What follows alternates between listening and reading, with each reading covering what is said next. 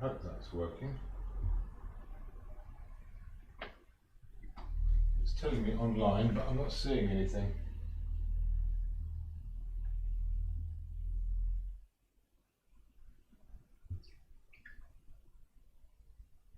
Right, no. Isn't technology wonderful?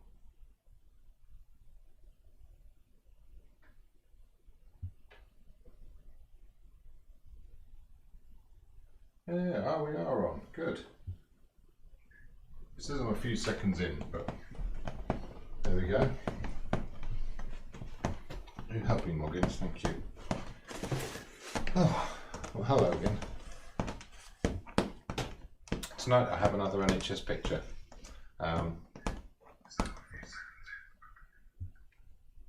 Smashing. Ah, hi Mark.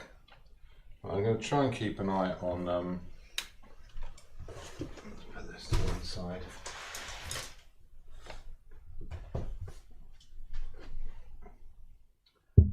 On the comments tonight. Fingers crossed that'll work. Right, and you can see me, excellent. Oh, right, rough.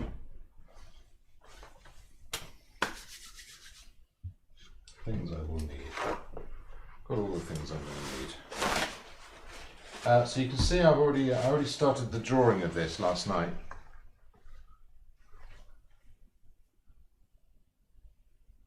Hi Viv, nice to see you. Thanks for coming along. Yeah, another NHS picture. I started the drawing of this last night. A little closer look. It's just scrubby, thin, inky paint.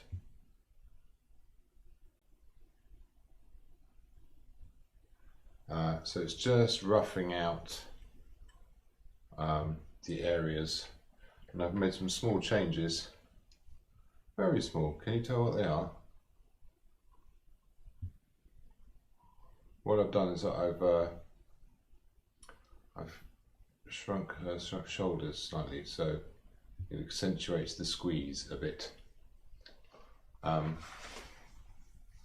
this was asked for by someone on Instagram for their friend, who's the chap in the picture.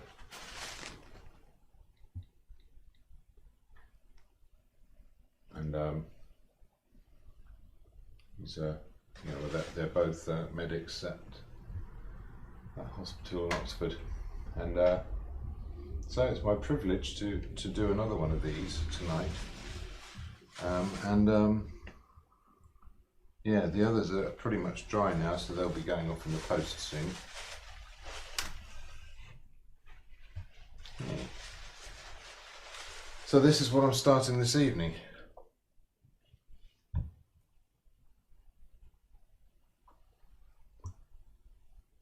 I'll be talking through the process as I go along. I might even Instagram it as well, just to let people know. Yeah, so the Instagram thing, which Tom Croft started. Thank you for reminding me of that last week, Mark. That was greatly appreciated. It's really taken off. Some fantastic artists getting involved. It's well worth a look.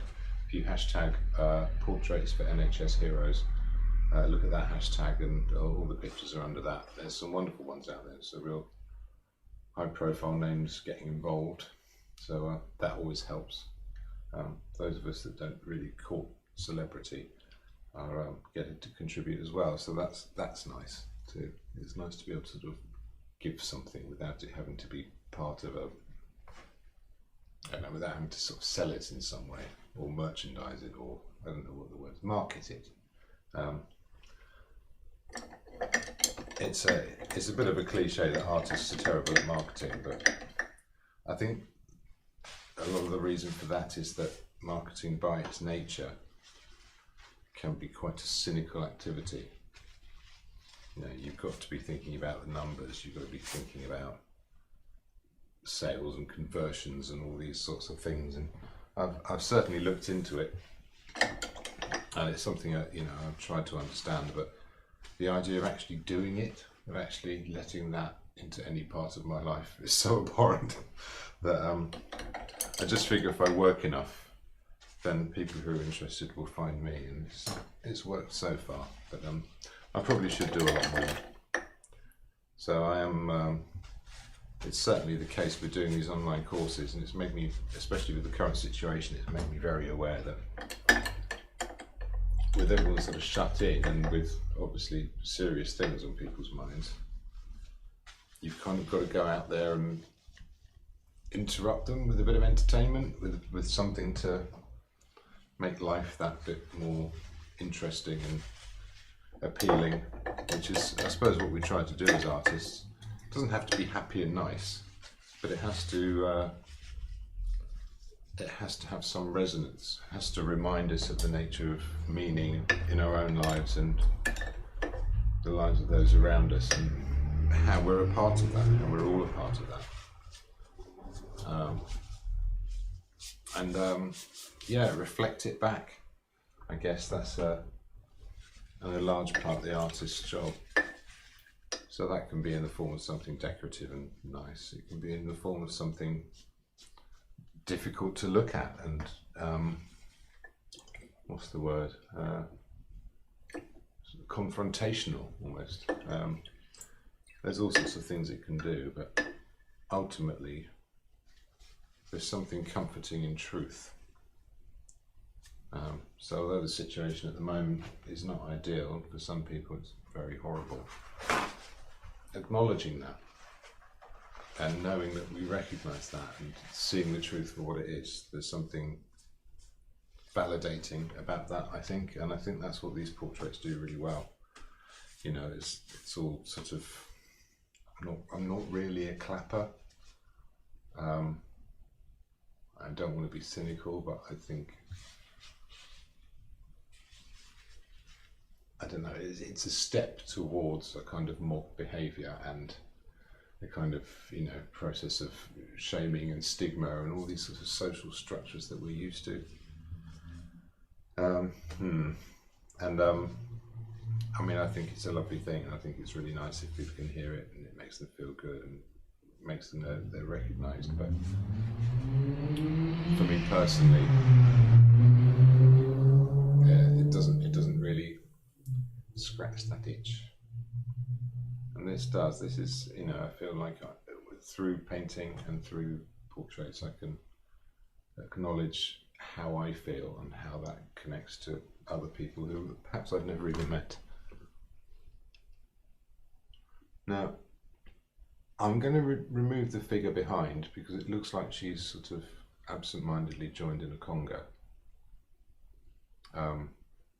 So that's just more of a distraction. So we're not going to have that. For me, this image is all about this hug. This lady in the full-on protective with PPE, completely sealed in, with that massive mask on, the cartridges on the side, and you know the way he's giving her a hug and the solidarity in that image, I think, is really powerful. And I think that hug is sort of, and the eyes gazing out of that mask, you know, for all the jobs and stuff, it's just human beings doing things one bit at a time, like any of us. So that's really what I want to try and get here. Now I do need a bit of context, and I'm going to refine the drawing a little bit. So to begin with, I'm going to do a simple background colour, and there will be some variations of this as I go along. But to begin with, it's almost sort of pinky creamy.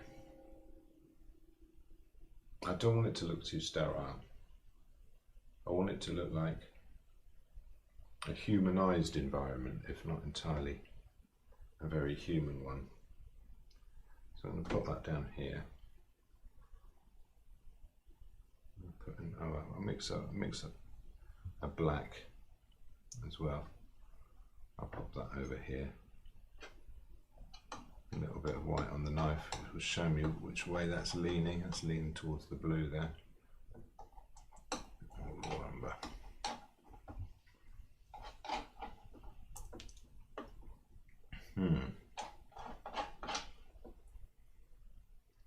And so if I put some of that in this and then add as much pink as it needs.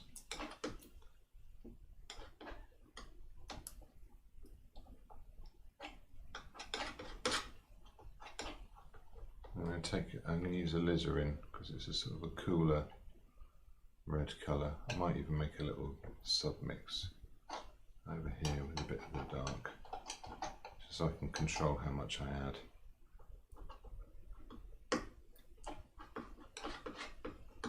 Scrape and slide. Yeah, it needs to be slightly yellower as well. Actually, I'm going to borrow a little bit of yellow ochre. It's a nice sort of earthy colour.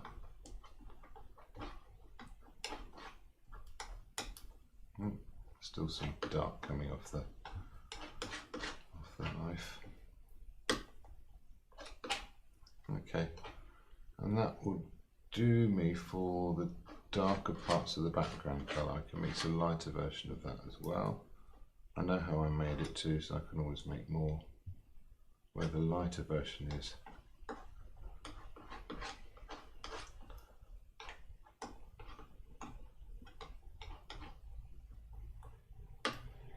I still need a jump to the brightest whites are on the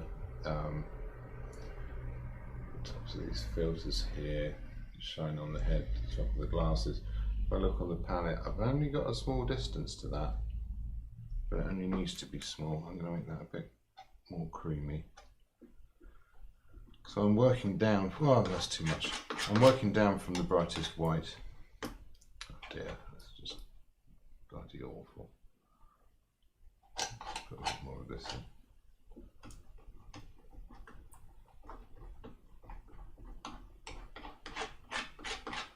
Okay, well as a starting point,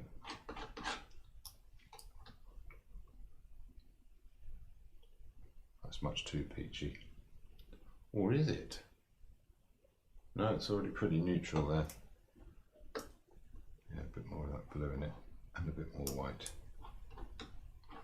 Although I could look for that jump, that tonal jump from the background to the bright white.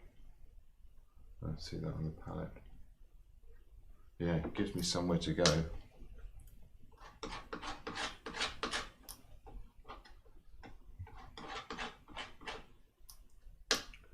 Maybe that shadow colour isn't as much. Okay. Now, the other thing, I'm working this on a, just onto one surface straight off, alla prima, which is often translated as wet in wet, but that's merely an implication of what alla prima means, which I think, and I'm sure Michaela can correct me if I'm wrong, which I probably am, at the first go, or at the first, or something, I think is how it translates literally. What am I going to need? So I'm going to have a little bit of oil here. I've got some oil and I've got some thinners. The thinners will evaporate and go a bit dead in the background. Oh, you haven't missed much, Sue. Nice to see you again. So I think that's what I'm going to do. I think I'm going to just put a bit of thinners on the brush. Just a little bit. And just mix that in. And this will allow the paint to go a little bit dead. Because it's a background colour, I don't mind that. I'm not doing the poster that goes here, because I want this sort of, and I'm not going to do too much detail for the door. So for starters, yeah, we can put in some of these big marks over here.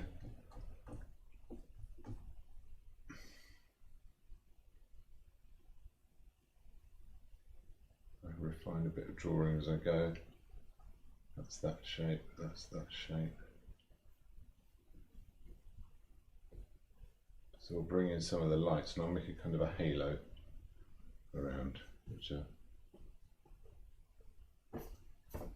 would be a rather awkward symbol if it were done in that way, but that's not really how I mean it. It's just more of a compositional device. I'm to lean over the camera here, but there you go. That's creamier there. It does get darker over there. Now this door is nice and bright. So again, those little windows can go across further. So yeah, they'll go about there. Put a bit of shadow on the inside of the door.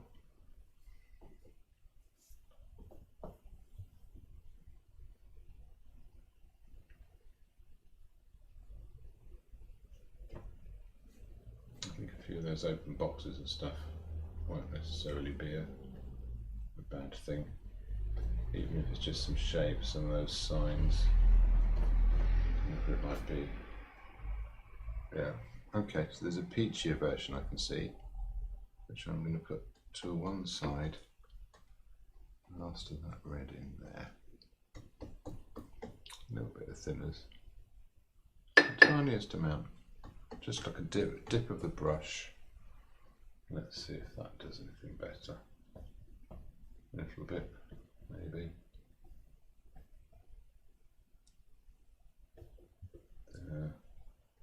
Not too sure about it. Somewhere in between the two, maybe. Get some of that grey up.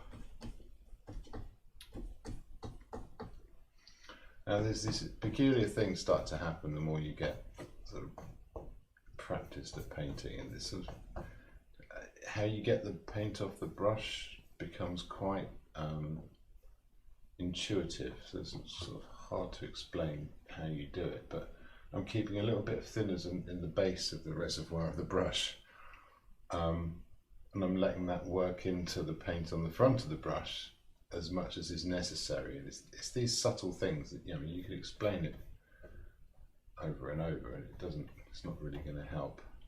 So his head is going to get wider than that, that's okay.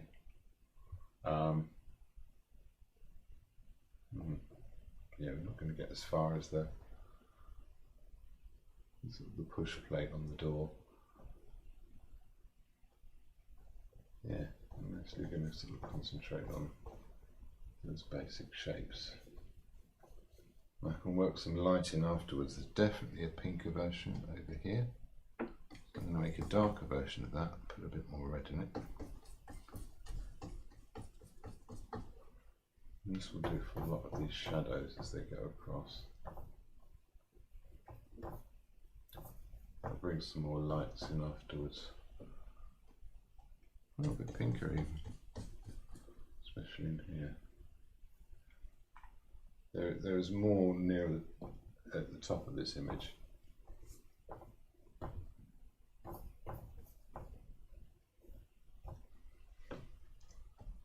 Again, the ceiling gets lighter again, so I'll grey that. Maybe I'll use a bit of this. Put thinners again.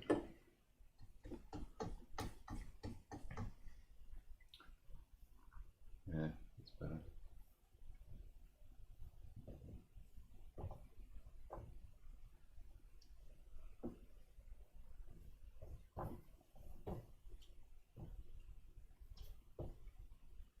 Okay, where else? A bit more down here, maybe. Maybe those windows go all the way down the door. So I'll come in and work some light in afterwards. Yeah, because I'm going to go up to the edges. I was just considering in my mind, that was a conversation you didn't get to hear, an internal conversation as to whether to leave gaps around the edges, because I don't want to be overly fussy about the paint work over here, the brush work, but at the same time those white edges are going to be a distraction, so keep it loose, push that colour all the way to the edge. We can work in on it afterwards. You can see a bit of context there already. It's already starting to happen. So I'm going to mix a lighter version right here, just using what paint I had left. Yeah, that looks like a good colour to me. And it's still got a bit of distance to go to the bright highlights, good. So I feel like I'm setting up a fairly useful context for the, oh, is that too much thinners? I think I'll get away with it.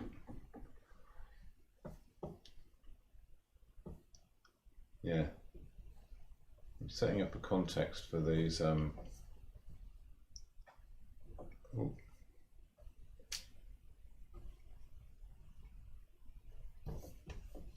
this environment, and so the other colours and the tones will relate to the context that's set. So I can go to these lines inwards so that these are all relating, so I'm concentrating on this shape, this sort of, this hug, this squeeze moment. And so all the marks are kind of relating to that. They're sort of pointing into this, the little heart shape in the middle, which I think is very sweet. I think they are a couple, you know. It's what I've been led to believe. I mean, I haven't asked for complete biographies of everyone.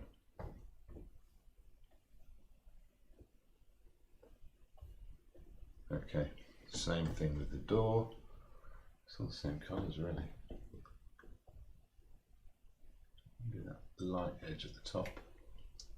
That works. I'm going over the edges when it comes to the little windows in the door.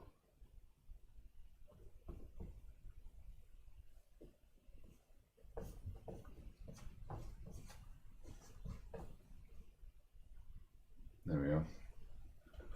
Let me get down here. Let's pop that in all the way across so I can do the boxes afterwards. And again, because this is thinned paint, only slightly thinned, there's not an awful lot in it. But because this is thin paint, it means that the thinners will evaporate and it will leave behind something quite same colour, so slightly lighter, just for this patch here.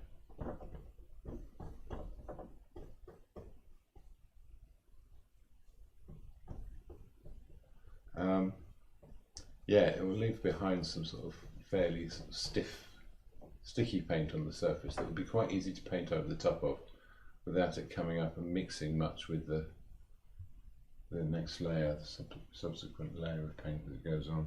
A little bit of that light bit in there as well. Not going to worry about that edge being broken. It's simply not that important. And again, that sort of little, I get that little halo in now.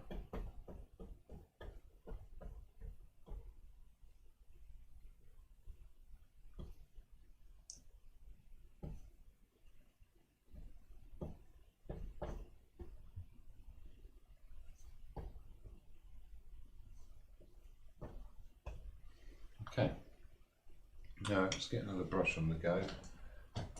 Sticking with a big brush. Oh, hi Sarah. Hi Lawrence. Okay, no pressure then. If anyone doesn't know, my friend Lawrence has come along to have a look. He's a rather wonderful painter himself. He's got a website and everything. I recommend you have a look. But yeah, now I know I'm being watched. That's sort of, well. Okay, so I'm mucking everything else up now. If this all goes horribly wrong, it is officially Lawrence's fault now for turning me up and putting me under pressure. No, the fault here is that I didn't get the shape on that brush properly. That needs to be peachier. So let's warm it up a bit, a little bit of that alizarin in. And this is just the last few, the only detail bits really of this. Okay, I don't want to use the brush on its edge. I want to make one deliberate mark. It goes down there. Good.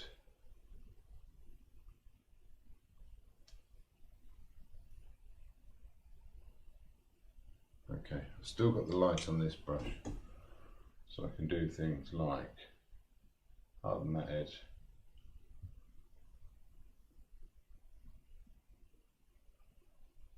And this one.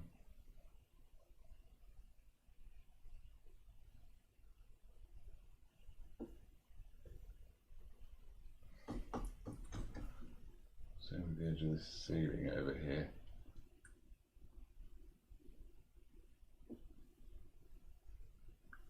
Work that in. There you are.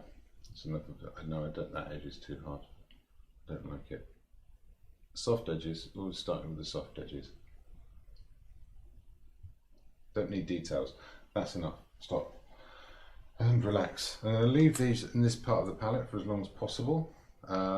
It's quite probable, in fact, that I will need to make more. So I'm going to go over these edges a little bit. So hopefully I won't have to do. I'm going to go back if I've sort of got my drawing wrong. The drawing won't be perfect either, and like I said, I have distorted it. Hi Sarah. Well, it's nice to have people popping along. Welcome to my studio. Of course. Cat's come to help. He's annoyed because he's got a favourite new paper. Ah, that's dying. He's got a favourite new paper bag to sit in. This is the perils of ever moving. This is all rather fiddly. It's your bag. Do you want your bag? So you want to rub your face on the table instead.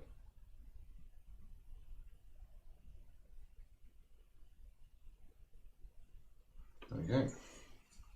So if anyone wasn't sure, that's the cat's table. He's on it.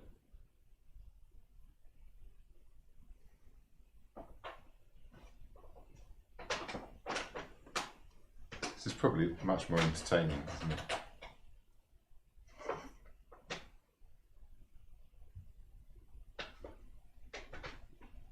You're on your back now. Good. Well done. Okay. And I'm going to point this back at the painting and the numbers are going to go down. Suddenly there's hundreds of people watching and then, oh, no, it's only 5 again now. It's no longer a picture of a cat. Could make a fortune off you, a fairy monster.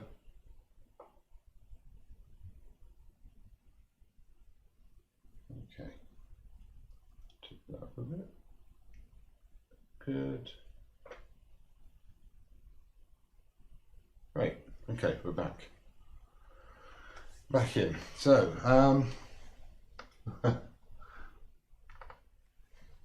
right, so that was 2 big brushes and I've got a background in now, so that's good. I'll come in for details later on.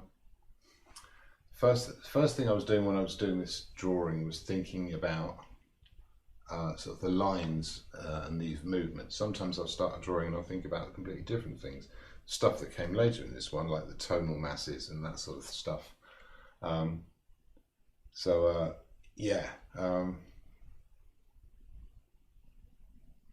That wants to be the last thing I put in now. So the last marks I make, I really want to accentuate that squeeze, that hug, and that sort of circle, that unit that they're making. Little team.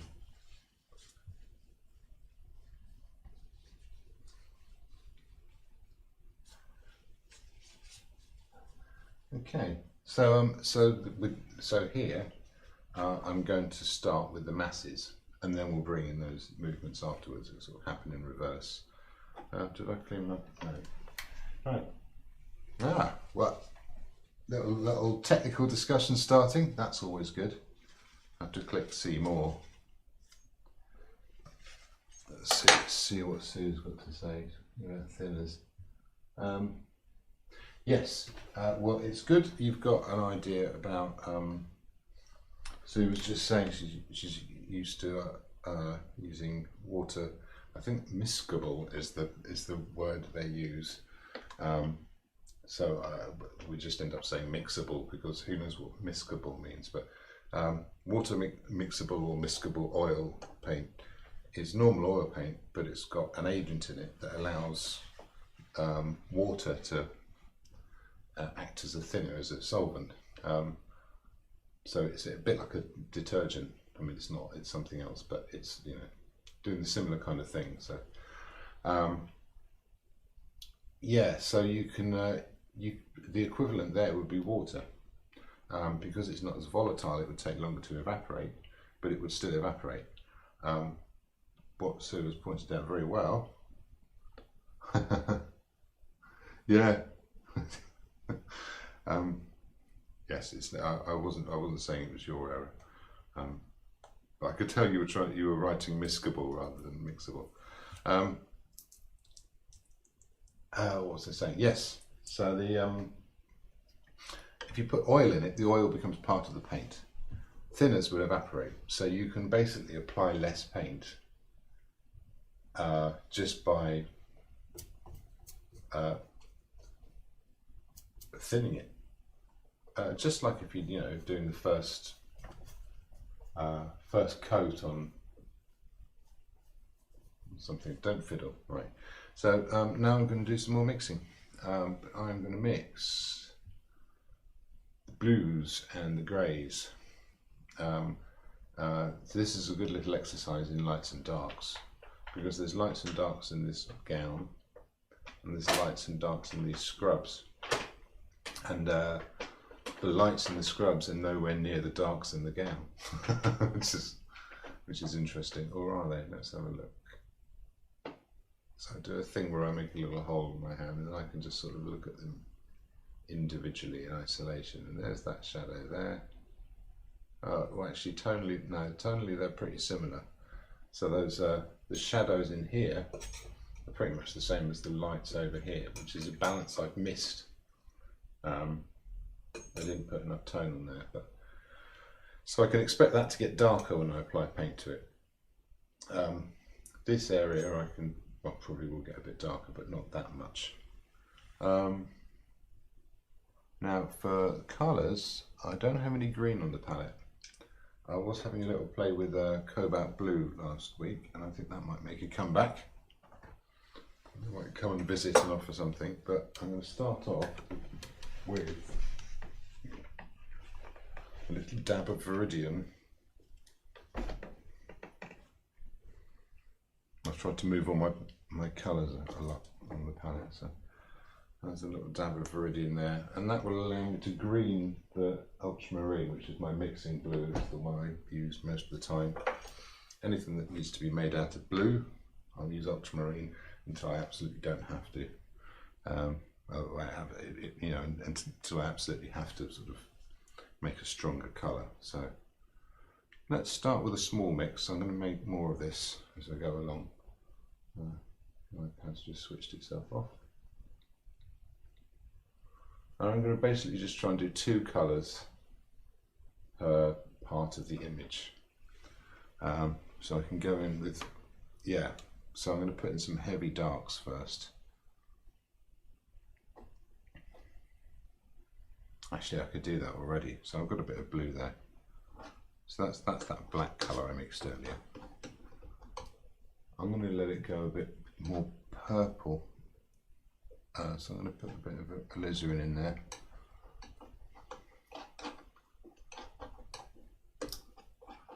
And that's pretty black.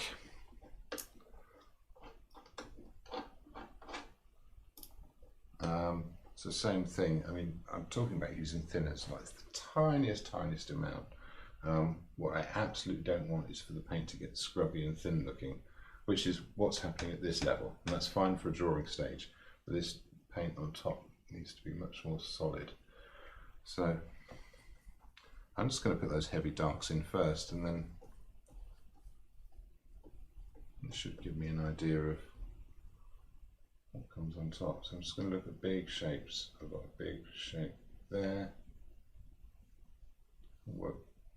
Some bits can lighten up as they go.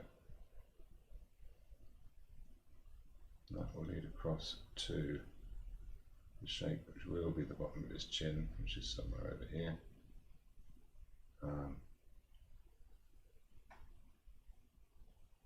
Shape leading to the scrubs. Yeah.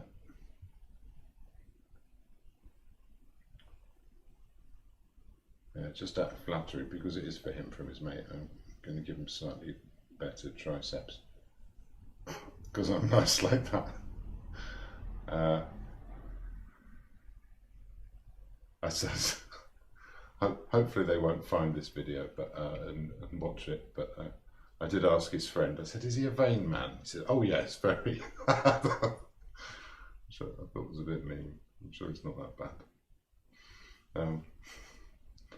But yeah, it's good to know when you're doing a painting of someone, especially if it's going to be a surprise for them, because the chances of it being a horrible surprise are alarmingly high. Yeah, oh, you've got a painting done of me, and I immediately hate it. Everyone could probably make a very short list of the photographs they like of themselves. It's a hard thing to, so. I don't want to go overboard with this dark here, but it's good to create some anchor points. If this is here, where's that shadow at the back of the shirt? What does it line up with? Well, it lines up with this bottom of the sleeve, and it's that much higher, and I'm going to pop it about there. And is that kind of the shape? It's a bit straighter. I fiddled, I shouldn't have fiddled. Same thing with the mask here. You've got that mask, and then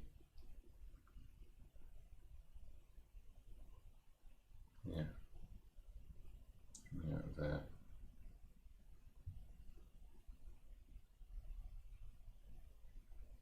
Now the tricky thing about sort of increasing the squeeze is it would make it very easy to shrink the head, because I've effectively shortened this distance. It means I could proportion this distance along with it, and actually that head needs to be bigger, which I did expand it slightly while I was doing the drawing.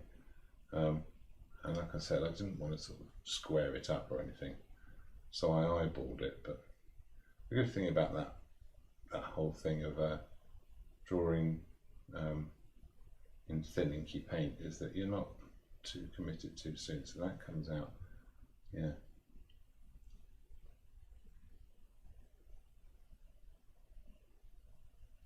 Da-da.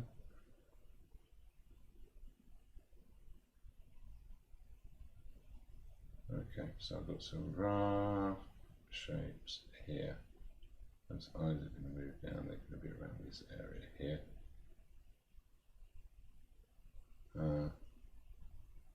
A straight line pretty much lines up with this bit of his chin. Yeah, which feels about right. So there's some heavier darks in there. Same as in here. This brush is not holding its shape, it's getting bitty, I don't like it. So I'm going to already go to a smaller brush. That's behaving much better. This is too dark though. It's really dense darks. And there's a lovely little flash of light just between them down here, so I'm going to try and find that when the time comes. Same here. The temptation is to start drawing lines, especially when you've got something structured like this mask. So it must resist. Okay, so that's some heavy darks going in. I'm going to keep that on the palette anyway. It's a useful thing to have. So now I'm going to go for some mid-tones. Oh, you know what? I'm going to change the shape of that cheek as well.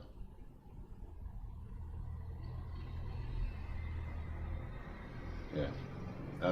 So the mid-tones will be the scrubs and that kind of thing.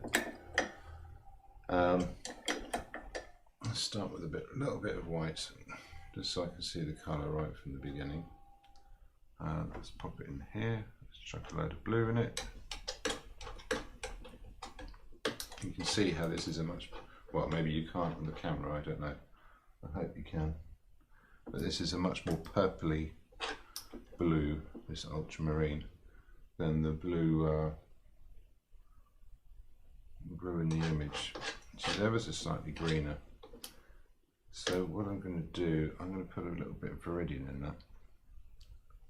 And only a little bit. And it's enough to just shift it a bit. It's still a very clean colour. I'm starting off with a completely clean colour. And it's a clean sort of place. It's very plain white lighting. And the scrubs are quite a clean colour. So I'm going to try and keep these images quite crisp. Now this is a good mid-tone blue.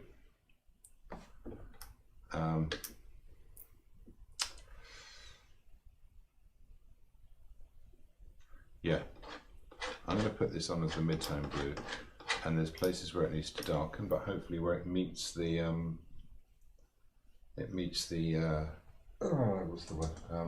the shadows I put in, that will sort of soften it a bit, and then when I put the lights in, they'll soften into that. So now I'm looking for fairly abstract shapes. I'm not putting any thinners in yet. This will probably break up quite a bit. Yeah, so that's breaking up quite a lot. Also, it's too blue there. Well, I suppose what I'm looking at, the blue is part of the images here. Let's put some side paint in there, and this here. Is that too dark? Yeah, that's even a little bit too dark. You know what I need to do? I need to neutralise it a little. Take a little bit of that black. I'll still keep some of the pure colour to one side. And I've got to lighten it a bit more.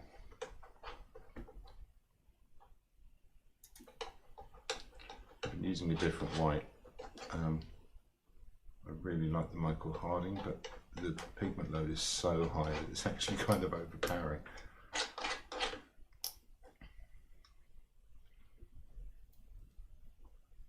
Okay, let's see how that does. That's better.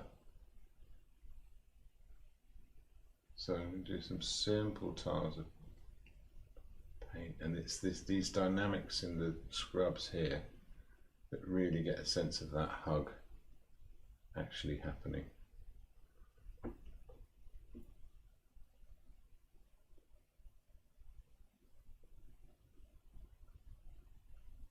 Yeah, so there's some highlights and lowlights. I'm not going to do too much with the shadows in these creases. I think the highlights will do most of the work, but that shape of the arm really shows up through there. So that's the shadow of the arm here. Same thing with the shoulder. We've got some of those mid-tones. So it needs to be darker in there. Or does it? Yes, I'm going to have to do a darker version of this.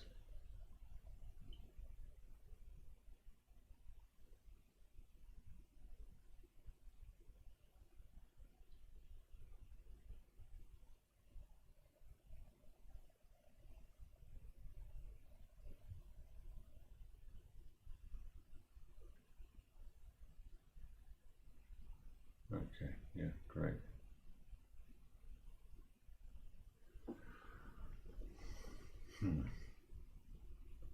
Right, this is where I was talking about it meeting up with the shadow colour.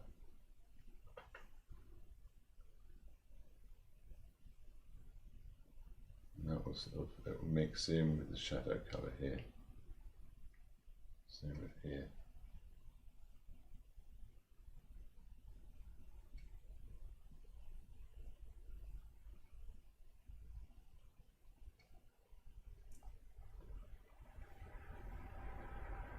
Yeah, so once that's on the brush, hopefully I'll sort of learn to recognise it.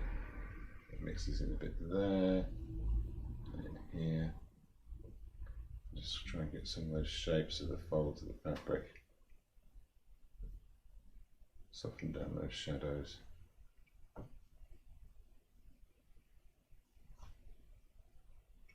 Yeah, all across here. It's that deeper colour. Now that's on the brush. I can kind of come across here a bit as well.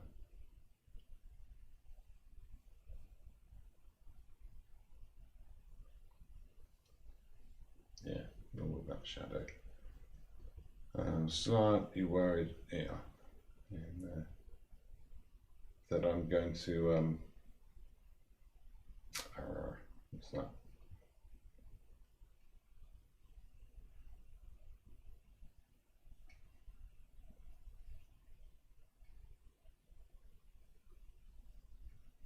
Yeah, slightly worried that I'm going to sort of get absorbed in this language and miss something obvious about the drawing. So constantly having to do this sort of step back and look thing.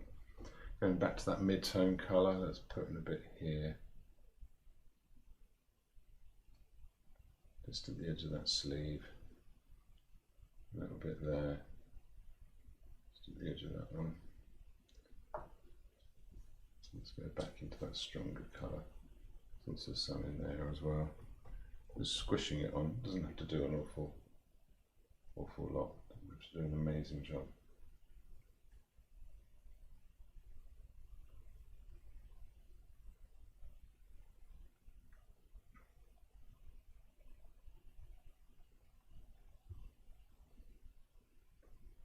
Okay, there's a bit more shadow there. I need to move his shoulder up a bit, I think. Okay, let's finish that off. Yeah, still that dark underneath, so I can sort of work it in as I go. A bit more thinners here, just to bring it out to the edge. That's possibly too much. Let's not try and make this absolutely perfect.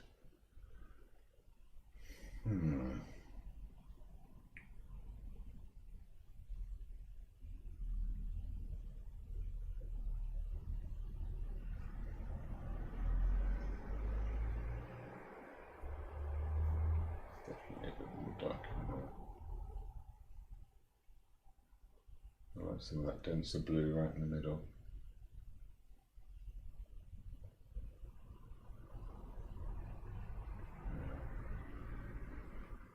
There's some shapes. So just take around it. Alright, I'm getting too fussy there. Let's look to see if I can find some of these shadows in here. I think, yeah, I was looking here before. So I'm going to put some of these blues in just as a base colour. So an awful lot of the actual painting will go on top. And again, same there in the hat now. That hat needs to move across. So like I said, changing the drawing as I go.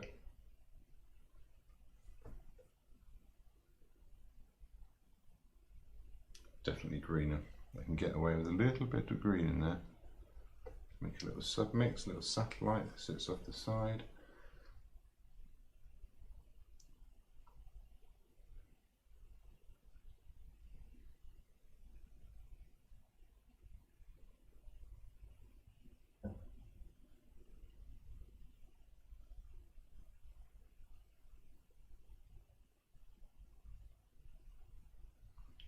Right, so there's some of those greens.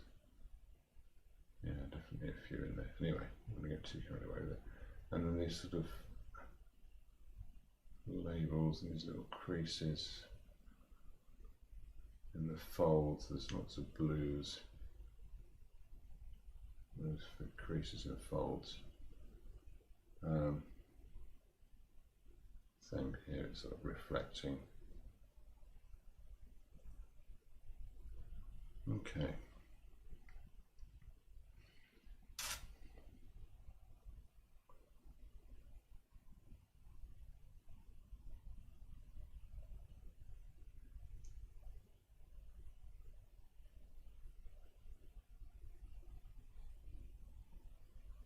Okay, so there's some of those darks. Go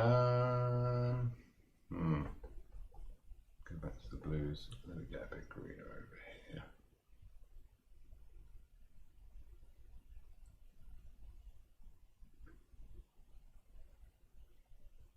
Okay, so I'll do some of the lights now.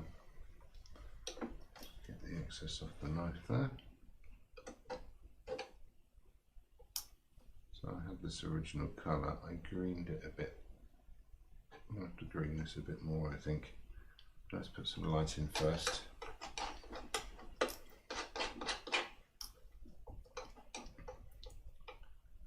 Yeah, those lights are going to look a lot greener. It's an interesting thing that as you lighten the colour, it kind of needs to get yellower as well. Sort of a luminosity thing. I'm going to try a little satellite colour over here just as an experiment. That's way too much. Let's go back to this original one. Is this light enough? I think there might have to be 2 lights. So I'm just going to leave what's on the brush and just mix it in with that. And let's see where this turns up, see what kind of a job it does. Yeah, so for those mid-tones here, yeah, it's not going to do the highlights. So there's definitely a few levels. So that's that light on the top of his arm. And again, not going to be too fussy about it.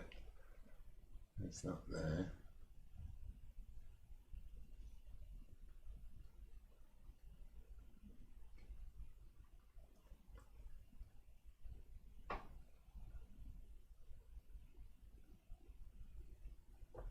So these folds where the creases are. These bits, collar and what have you. Okay, I'm getting caught up in too much detail here. Maybe a bit. There's a clavicle. Oh, sorry, no, scapula. Clavicle's the one at the front, isn't it? There's a reason other people are doctors and I'm not.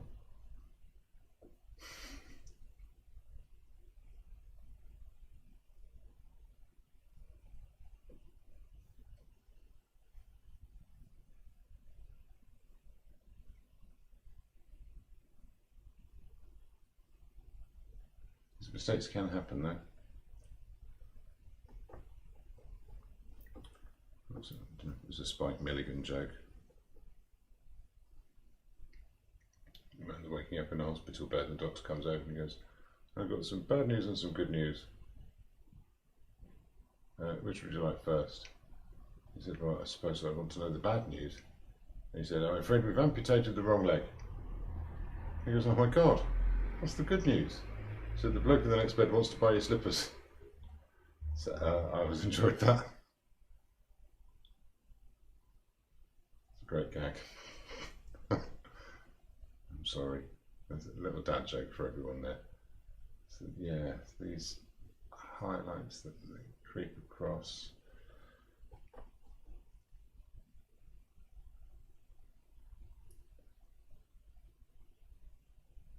I'll just check for lols. Oh, there aren't any. Never mind.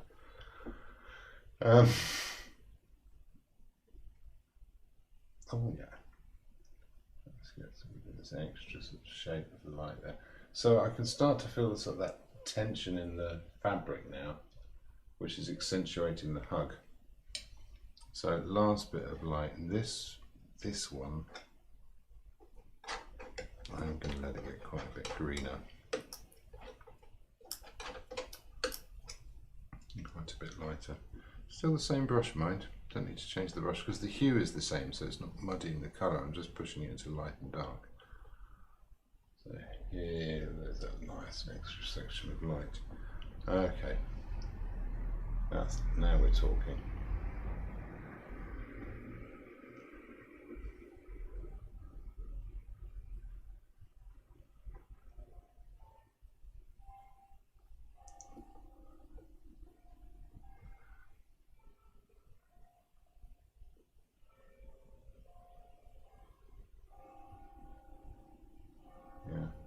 So it's been really interesting doing these.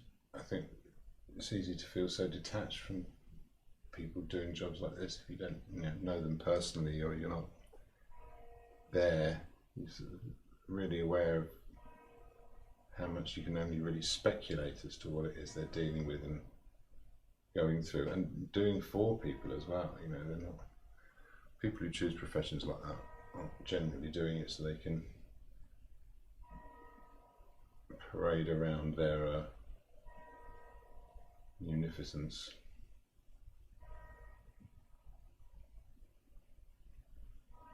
So having these little insights behind the scenes, and hopefully a good portrait can also help reveal.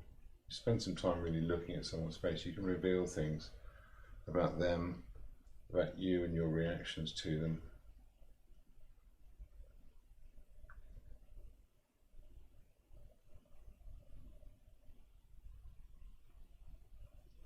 There we go.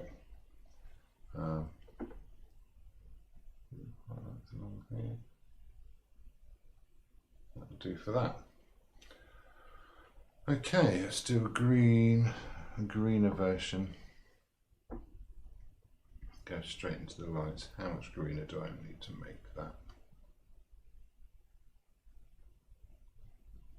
Yeah, that's still only like the mid-tones on these ties.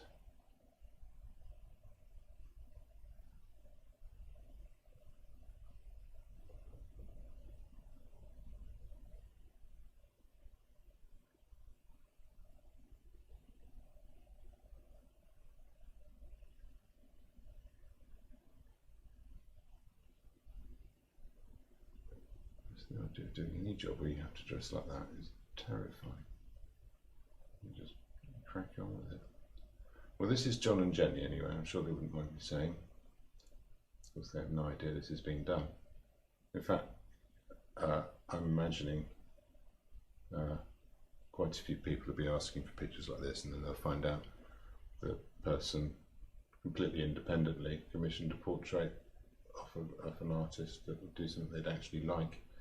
So we'll see how that pans out. But yeah, oh yeah, that's nice. And it definitely gets okay. So yeah, so I've got a context now. So now when I come to put the faces in, hopefully that'll make sense. This might be a 2-weeker, by the way, this one. How are we doing for time? We're only an hour in. That's not bad for an hour, is it? I think I can feel pretty good about that for an hour. Let's go back into that purpley one. Let's pop a little bit of red in there.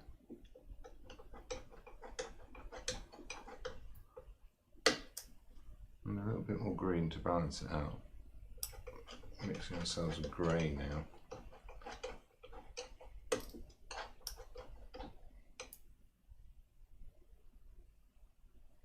Yeah, I can do clean this brush as well. Let's get a new one.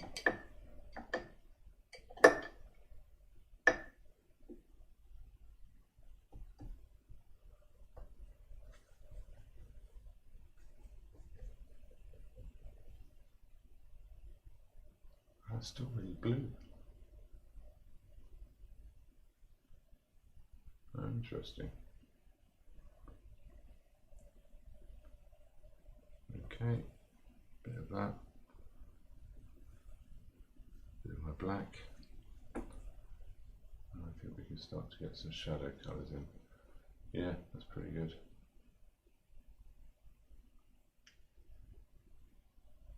Simple shapes, don't get carried away. Where's that come from? It comes from here, goes down to there, so this built-in apron part. Same thing here. There's all these crumpled areas of this sort of massive ballooning protective apparatus. There you are. There we are. Shape of the hand. So again, adjusting the drawing ever so slightly. And so go along. That does need to move out a little bit. So this is where everything's folding in a little bit more. So I'm thinning those marks out just to give an extra sense of a squeeze.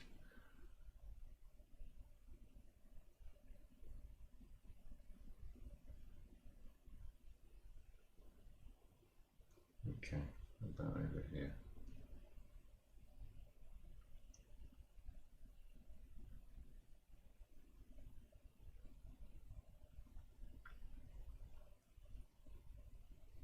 Okay. You know what, I'm going to refer back to this shadow colour, which is just here, using what's on the brush. Let's see if that does the job for these shadows here, and it really does. Anyway, we don't want to be too fussy about these want to be fairly neutral. But just bringing a bit of that in, I think will really help. So in there, just sort of in the middle of these shadows, just break it up a little bit.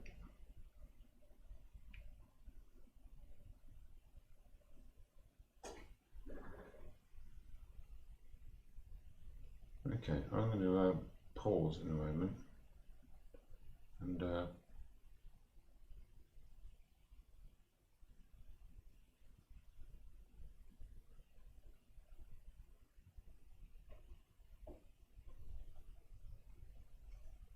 yeah, I need a moment to sort of stop and think about this really, and reabsorb. It's quite powerful stuff actually. I think it. That sounds silly at taking a toll to paint it, but there's an intensity that you can't maintain. And as a result, oh, that's too blue. You see, I make silly mistakes if I don't give myself a chance to have a little break. So I'm going to have 5 minutes, and then I'm going to come back and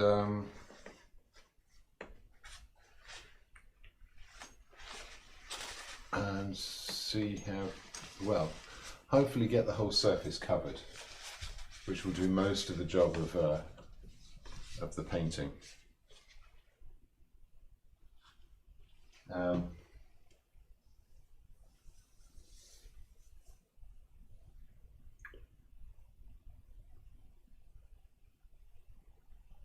But yeah, this needs to be quite slow and considered now. And I was just starting to kind of, I don't know, second guess myself.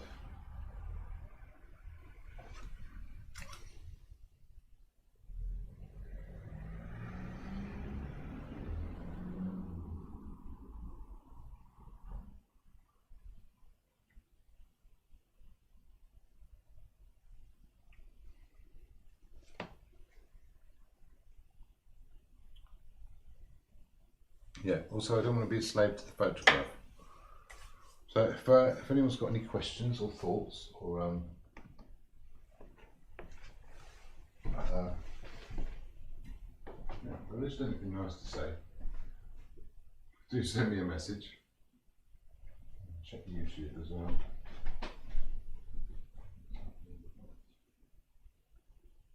Back in a second.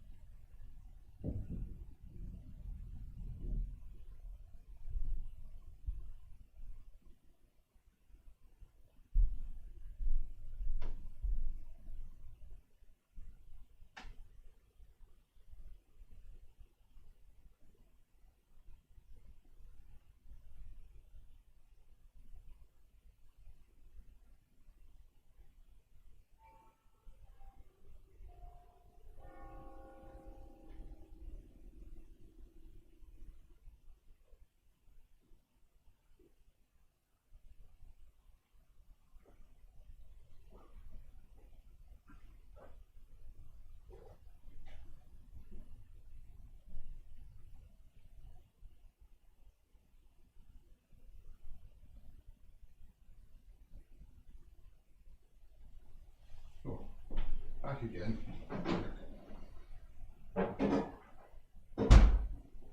Yes, I'm managing to comment now as well on everything.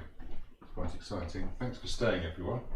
I'm deeply flattered that you'd hang around.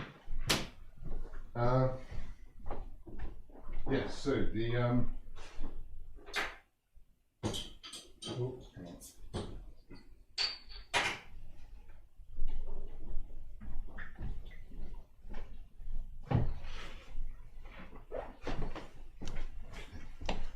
Put that there.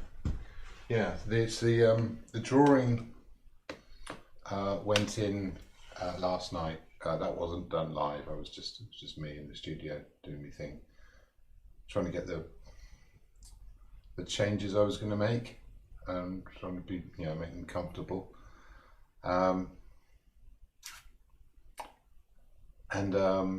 So tonight's the first go at the painting. I don't necessarily expect to finish it this session. I know I normally do a whole painting in a session, but I want it to be right. So if I luck out, then that would be all good, I guess. But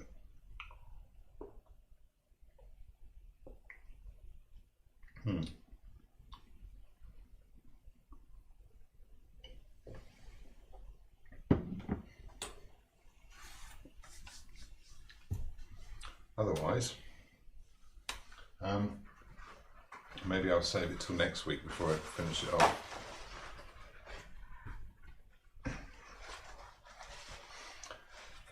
What am I going to do next? Well, next, I want simple marks in for this gown. I'm going to go back to a slightly bigger brush.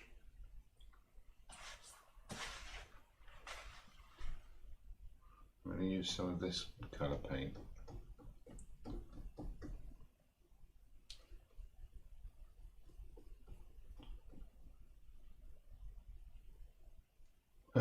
It's sort of okay. That's the background colour. So how much bluer does it need to be?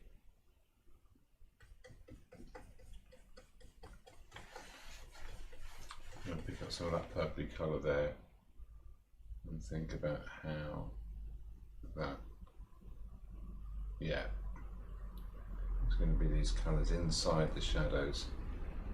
I've made all these too strong, these shadows here. There's lots of reflecting lights coming inside. I'm not going to worry about going over the arm shapes. Same in there. And again, this is mixing with the paint on the surface, which is something I'm okay with. Handle that as it goes along.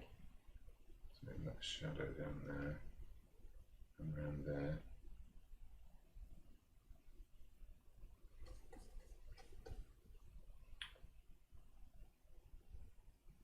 And here, oh, got a bit of a dark edge on that.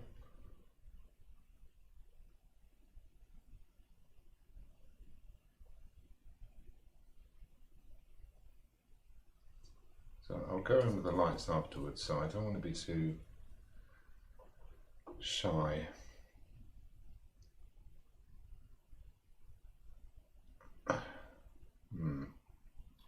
Too fussy with this. Same there. Again, this is just about masses. Also, that paint's starting to get a bit thin. Palette life. I'm getting lazy, you see. As I start to get lazy,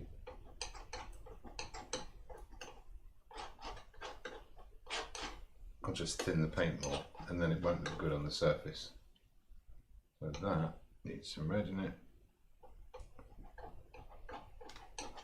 Now I have something closer to the more purpley colour I want for these shadows, which are also quite neutral. How does that look there?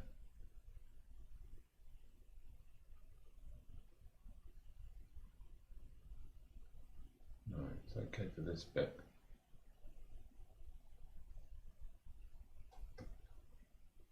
It's okay for this bit in here. again, and that bit there.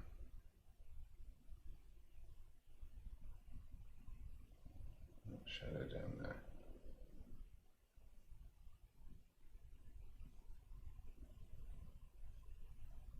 I could have done with being slightly browner. Can I do that now? Yeah. Oh, where else does that go? In here.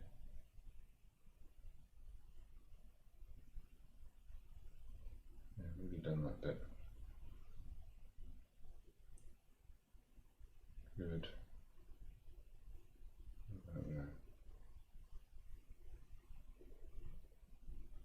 No. Okay, it's getting ugly now. Let's go back to that purpley colour. Let's mix a lighter one. I can always mix a darker one again. Let's go very light. We still need some distance from that bright highlight, but I've still got it. So checking this against my my white paint. Hey, Mark.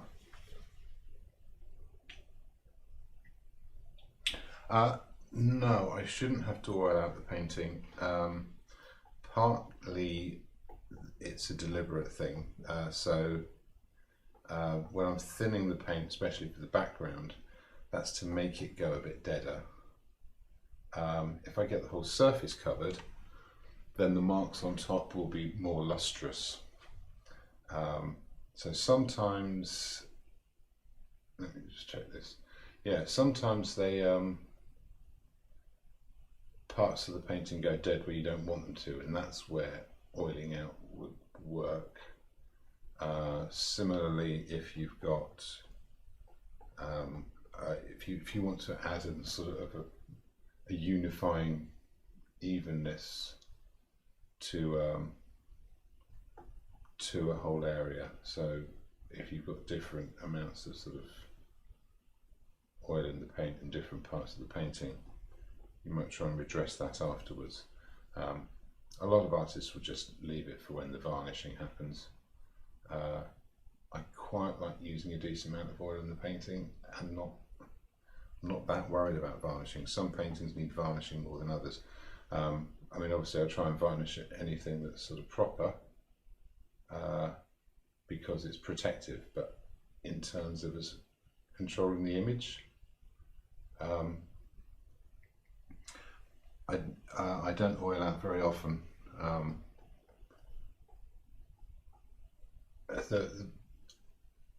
I mainly used to do it if I was doing a portrait and I hadn't primed the canvas properly,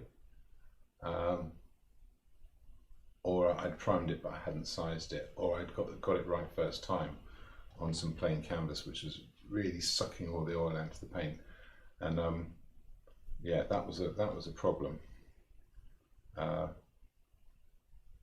And actually I found it better to just I tend to work on a sized canvas, so I'll use a non-absorbent primer instead, and that means all the oil stays in the paint. Some paint will still go dead. In those cases I would still oil in again, but also I think people don't tend to do an awful lot. If I really need that extra luster, I'll sort of design it into the process of the painting. So I'll put in a ground which I'll allow to dry, and then when that ground is dry, if I work over the top with paint with a bit of extra oil in it, so you know, I'd only ever use thinners on the first stage of a painting. Okay, I'm being overly fussy here and taking too long. This isn't the important part of the image. It's not where the action happens, that's elsewhere. So let's just get that blocked in.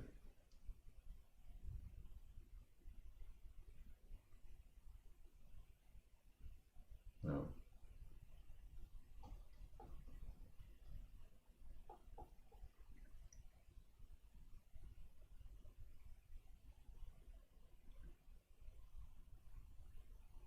what's going on here, like?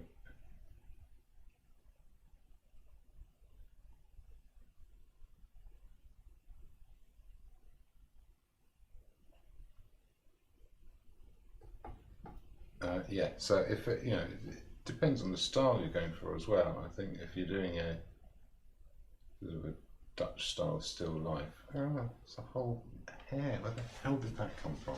I hate it when this happens. Get out! You're ruining all my marks. Nobody invited you. Right. Back in. Where was I? Yeah, if you're going for a sort of a Dutch old master style or something like that, then layers of glazes is de rigueur, and so that's effectively, a glaze is effectively oiling out. You're just also using the opportunity to add some extra pigment, but even just that layer of oil is kind of like a varnish which becomes part of the painting.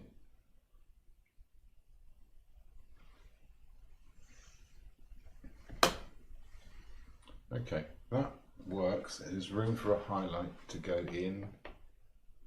The shadow colour of this is it's more neutral. So I'm going to put in some shadow colours with a greyer colour. Again, squeezing an extra bit of thinners out of the bottom of the brush just to give it a bit of looseness. And then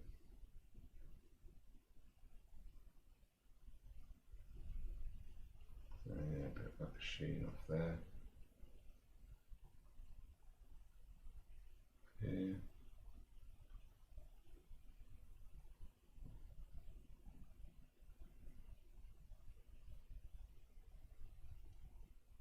Here, nice highlight.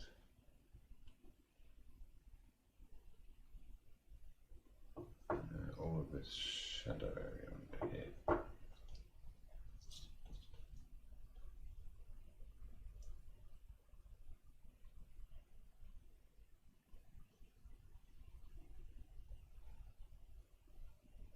So there's bits of drawing that have already been marked out. That's okay. A bit more blue. Let's put a bit more blue in there. That works.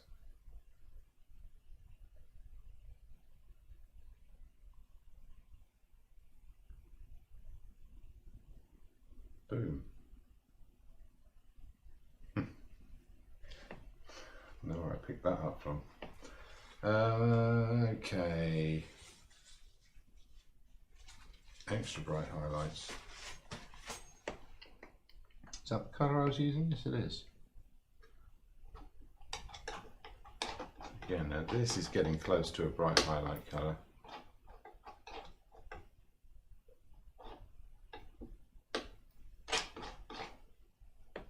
So yeah, I'm squeezing tonal ranges as well here. I'm not working to the strict tonal ranges. That are in the original image. Oh, that's no good. Let's try that again. I'm running out of brushes now. Again, I'm kind of working with one brush at a time here. I usually tend to have more than one on the go, but keeping it simple. Let's have an extra bit of light in there.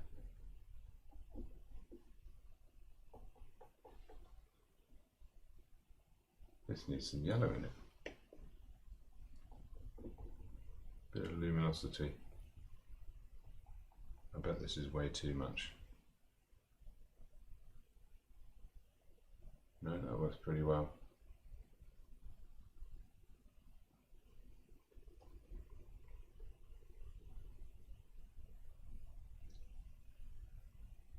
Great. Okay. Yeah, because I've been overthinking this and slowing down, taking too long over it. I shouldn't really be doing that. There's still room for some bright shiny highlights on this, but that general shiny apron feel is there. Pop a bit on there as well, and then a few bits on here, and here, and there. I can even use a little bit of this yellowness for the brighter lights on the on the blue parts, if I go back to that blue and say, what about here? No, it's not enough.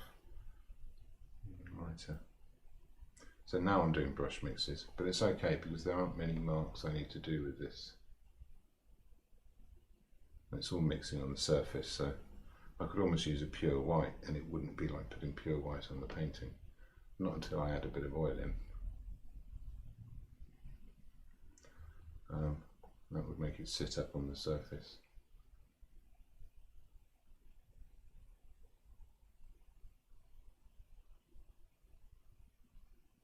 Great. I'll go from the bottom up there. Same thing here. Those highlight shapes. Another lump.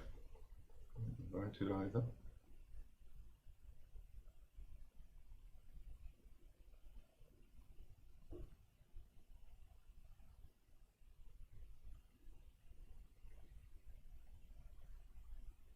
Oh, I'll do it. Okay, so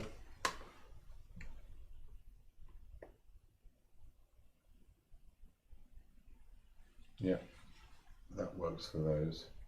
Anywhere else I can see this colour, I do like to check around. And what else? While I've got this on the brush, it's got a nice kind of bow to it because it's clearly glue tacked to the wall.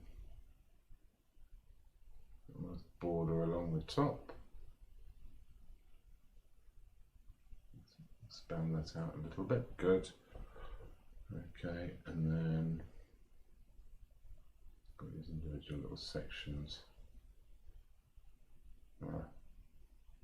That's the inside edge of that. Same with the border along the bottom as well. It's going to give it a bit of perspective, so it's going to tell us all about that wall from a visual point of view.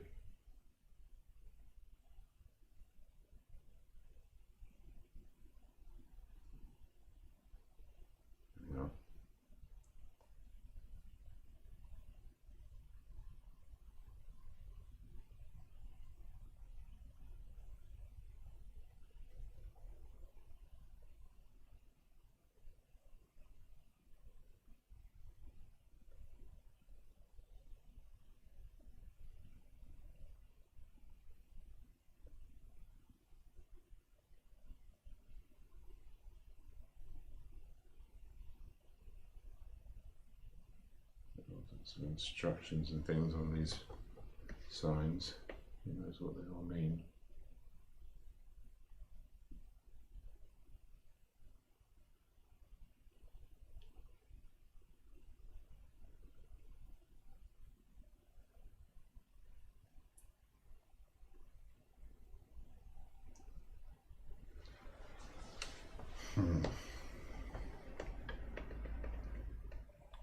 Some yellow ochres in there. Let's pop some of those in.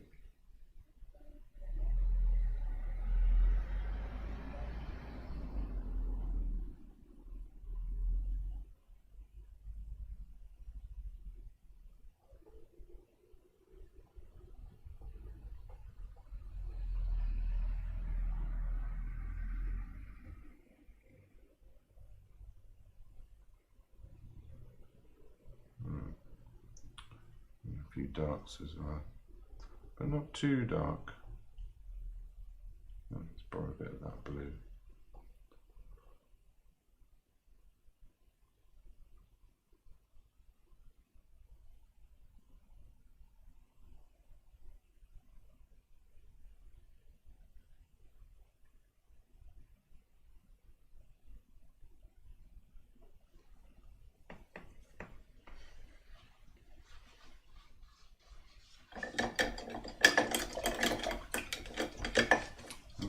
Bit of harmony between the apron and that there.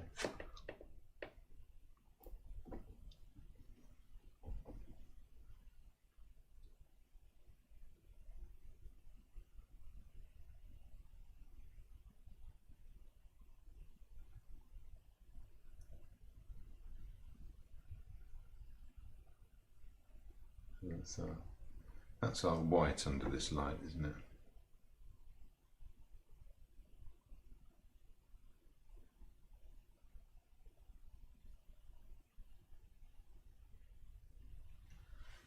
Right. There's even a bit of an outline around it.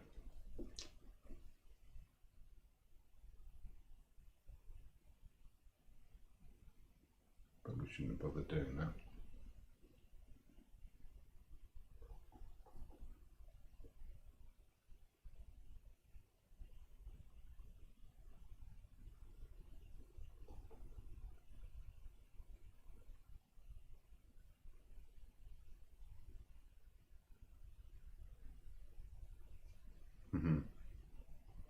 Smashing. While I'm here, I can put some highlights for the edge of these windows.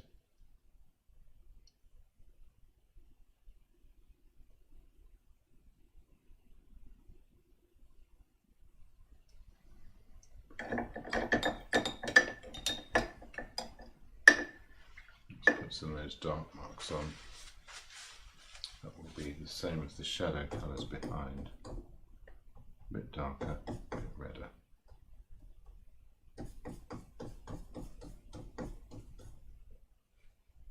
You get some of that on there. You get some on there as well.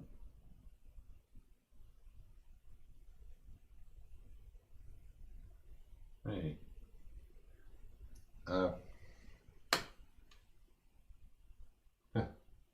Yes, Mark.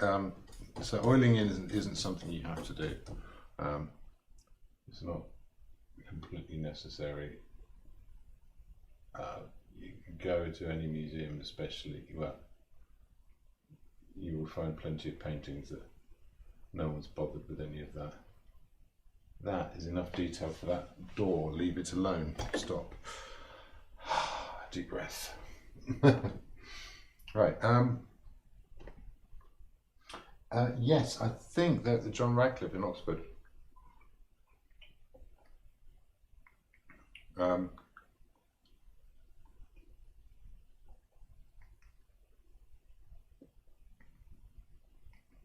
Yeah. Oh. Hi, Fo. Nice to see you.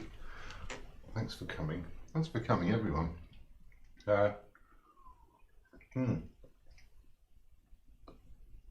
Talking about being busy during lockdown, I think we're finding out how much busy is a state of mind. If you're a busy sort of person, probably just as busy before lockdown.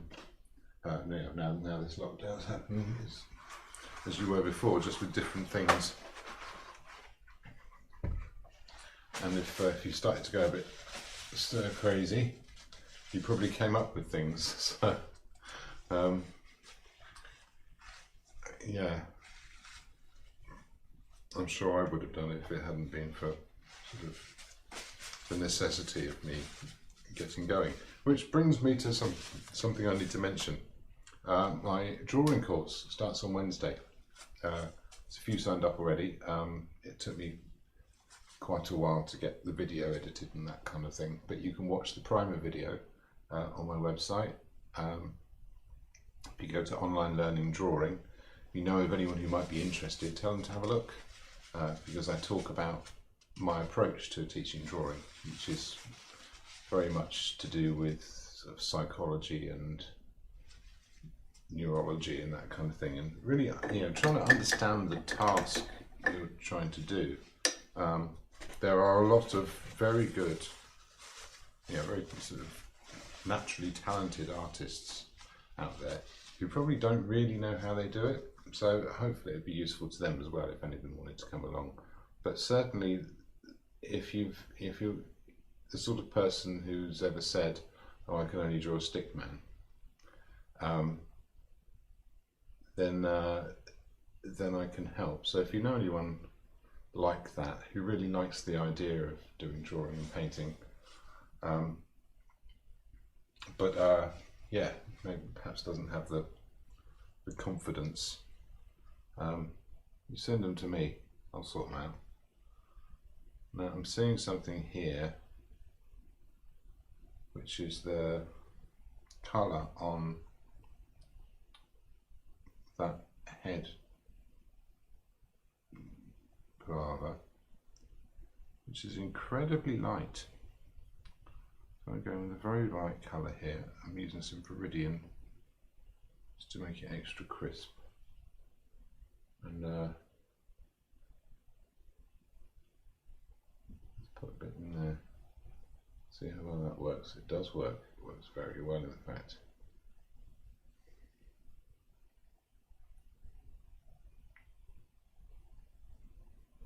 I'm really careful of all that black I mixed.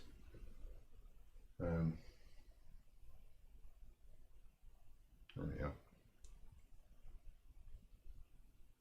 I'll pop some of that in. All that shape around there. So yeah, this is all stuff I'm probably going to have to work over again afterwards.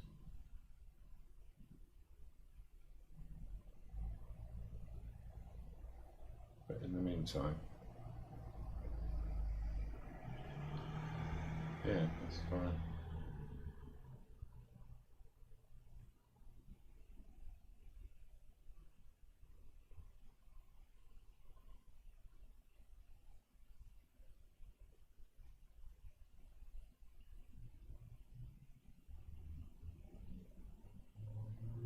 The edge of that needs to come right out.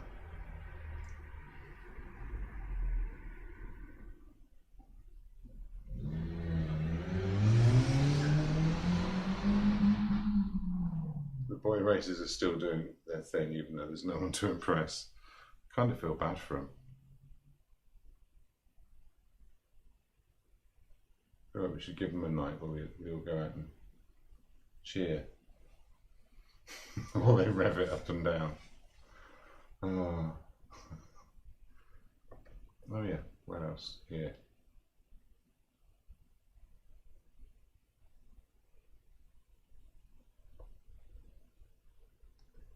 A little bit here.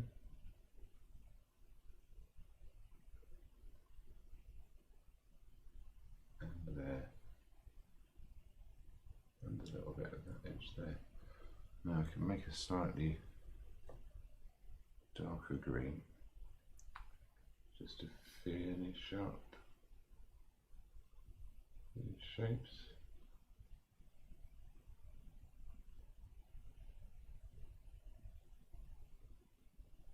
Yeah, that'll do. Yeah, that's an intense green, that really is. Okay.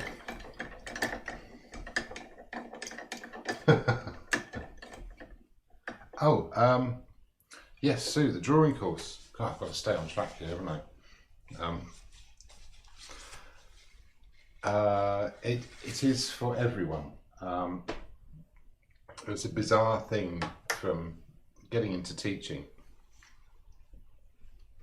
The thing I worried at the beginning, before I ever started teaching, but you know, the nature of being self-employed and freelance is that you kind of get used to having a go at anything because you never know what you might be able to do, and you don't know if you're really bad at something until you really prove it to yourself, which I've done with many things. And teaching was something where I thought, well, maybe I'll just end up sat next to someone going, well, you're doing it wrong. Why are you doing it wrong? Just do it right. What's wrong with you?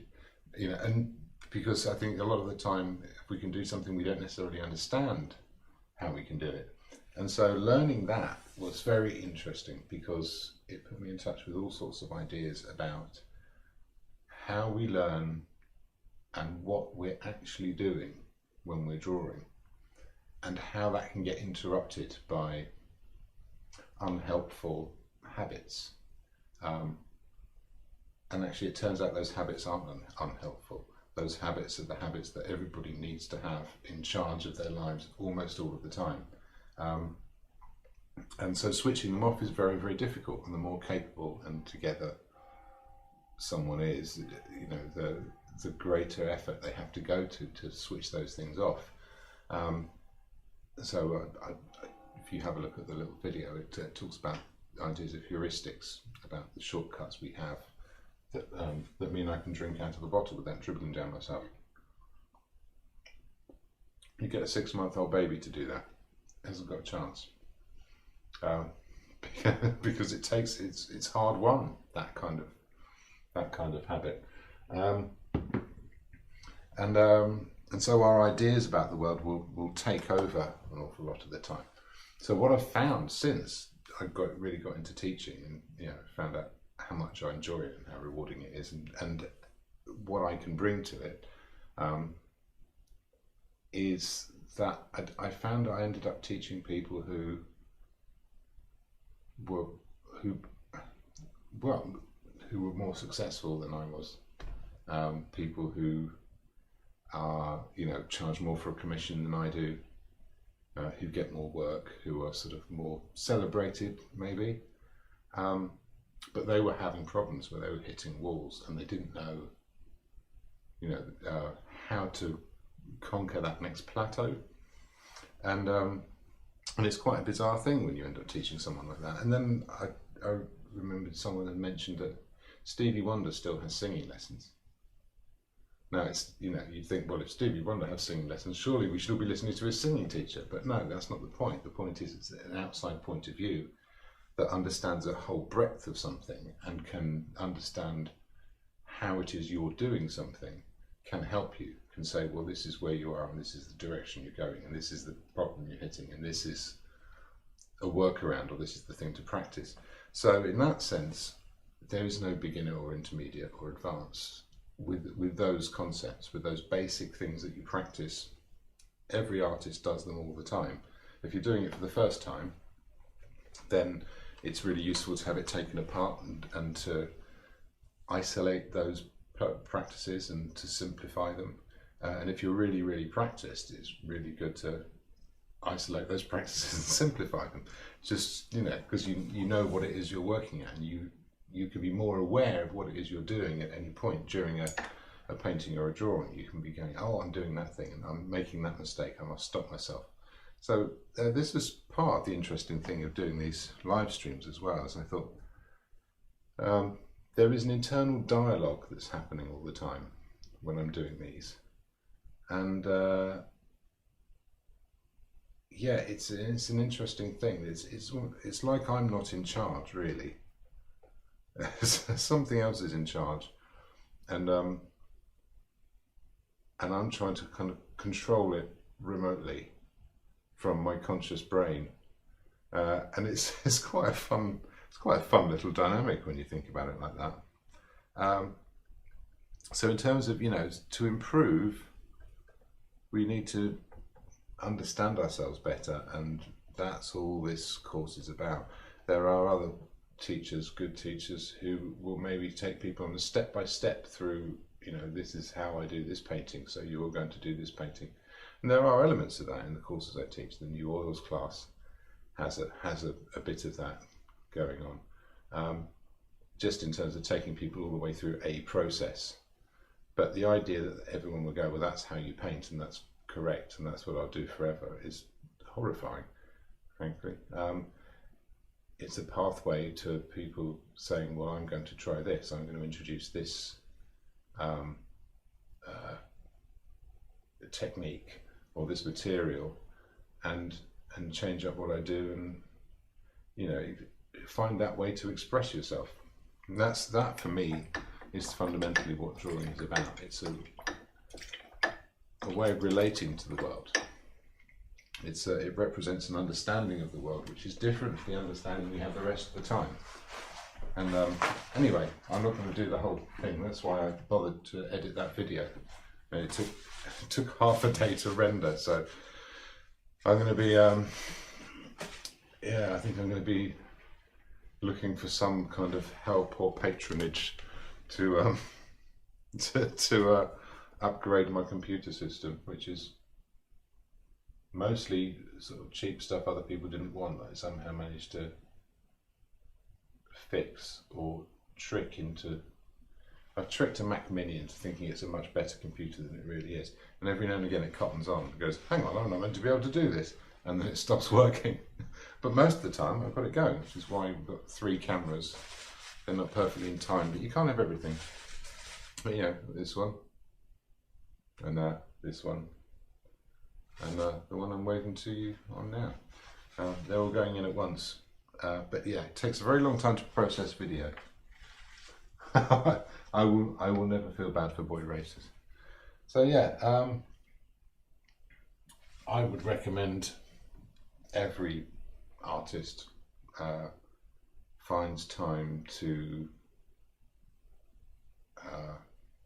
do a class. That's why so many artists do live drawing and stuff like that. You don't necessarily even need a tutor, you know, if you've got something to prompt you to do an exercise that isn't you sitting down going, this is going to be a finished piece of work and it has to be really good. No, forget all that. You know, that's really unhelpful. That will happen on its own. But first of all, you've got to, that's not dark enough. First thing you've got to do is be comfortable in your process, in your way of visually dealing with the world. And if you've got that, then the rest of it's easy. So if there's anything you struggle with at all, classes is absolutely the way forwards.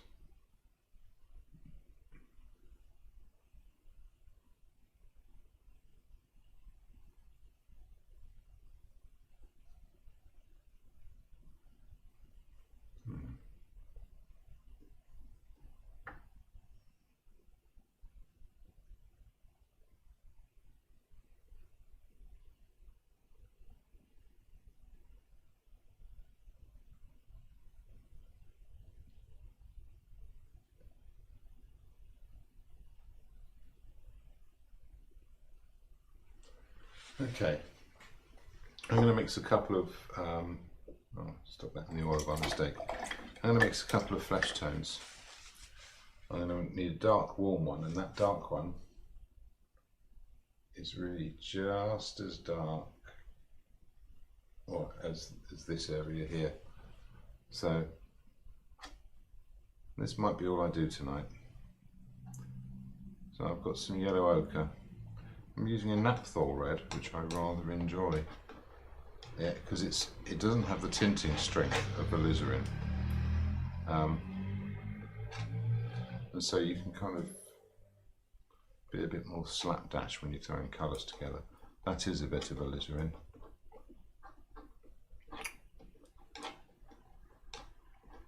Because a lot of the time with skin tones you're dealing with browns and yellows. There tend to be weaker colours, which means that any sort of slight shift towards red and blue, which tend to be much stronger colours, you put a tiny little dab in and it all just turns that colour. It's a nightmare. For that, it's all over my thumb. That is already a pretty good start, I think, towards that warm flesh tone.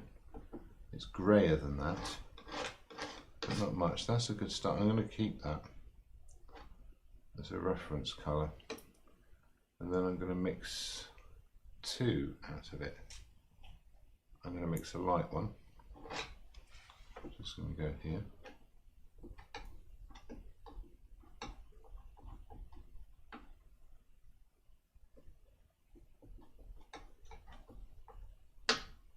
Good.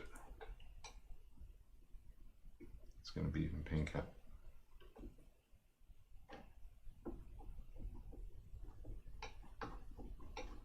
Great.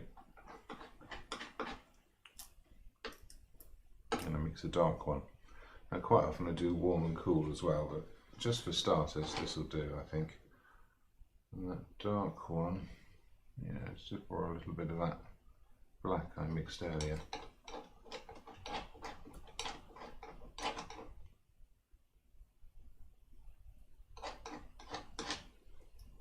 Bit more red. A little bit more blue.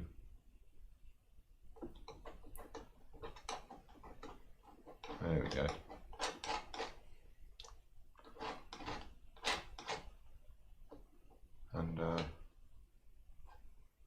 something kind of in between, slightly lighter, not that light. Okay.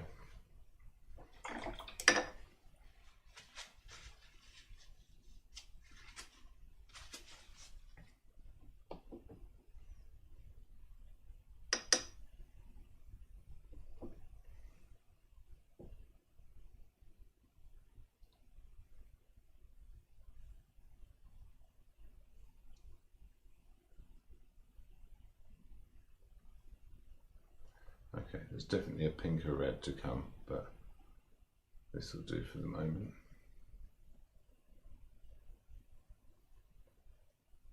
Oh, that thumb there.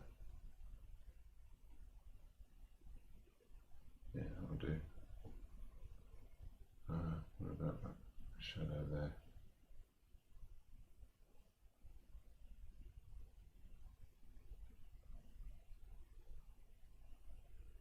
Okay, and on the face, that's definitely redder.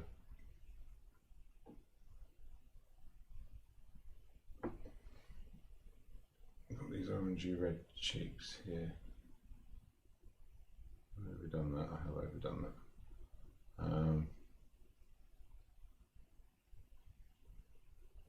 Bit underneath it.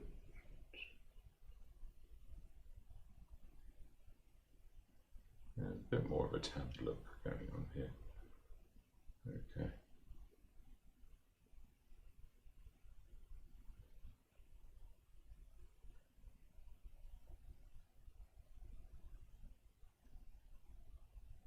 Up here now, it's all gone very orange suddenly.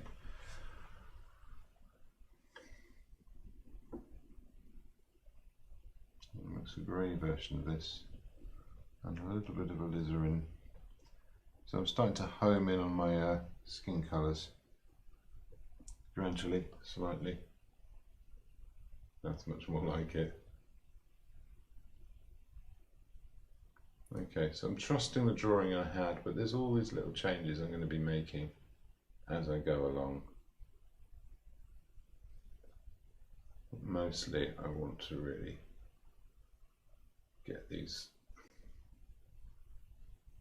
basic values in. Once they're in, you'll be able to see pretty well what goes where and what needs changing. Yeah, that will be great, but for the moment that's fine.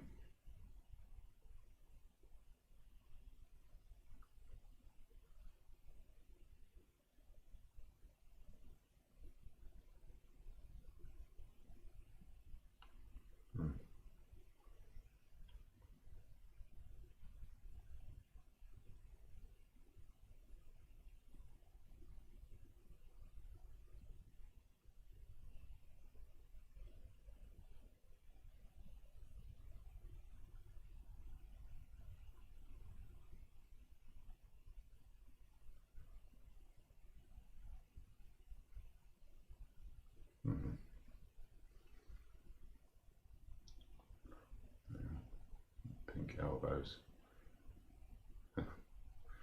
So I've gone quiet. It's usually a good sign.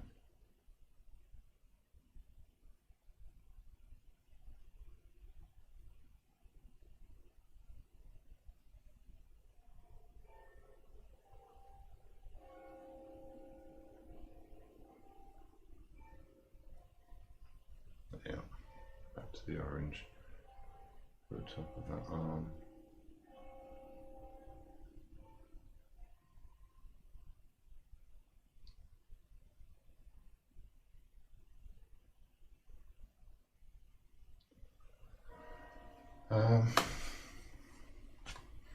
Her face is much greyer and more purpley. Oh, we're 2 hours in already. Mad. How did that happen?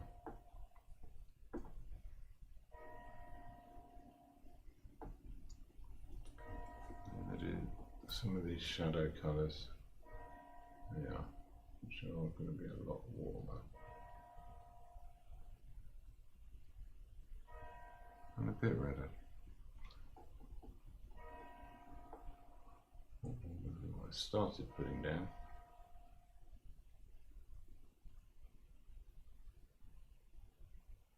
Okay, simple shapes. What's there in?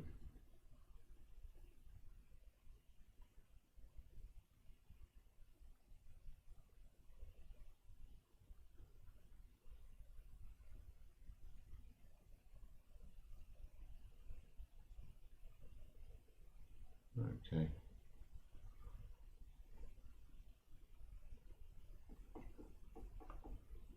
Version on this side there.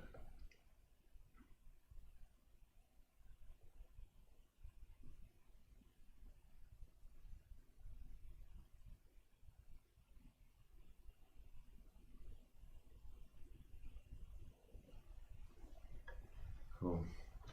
When I've got these darker colours here, I probably could start doing a few bits and pieces. So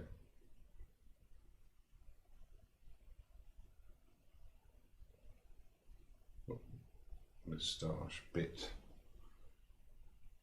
got a shadow bit there, got beard bit. So I can already start to see this face coming out, which is quite gratifying when that happens. So again, this is all down to these simple shapes. Okay, nearly did a line there, don't do lines. There's this lines, simple masses. I haven't drawn any eyes or anything like that in yet. That's the shadow for the top of one of them.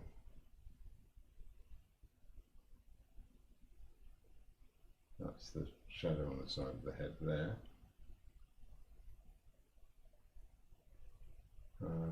What about up here?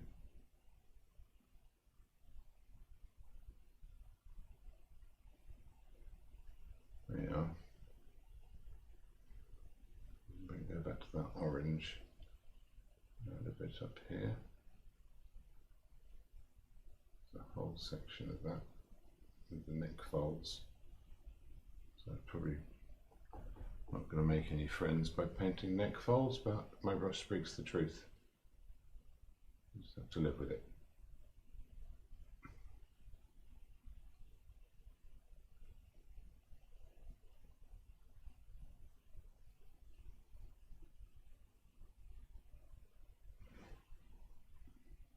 Bits.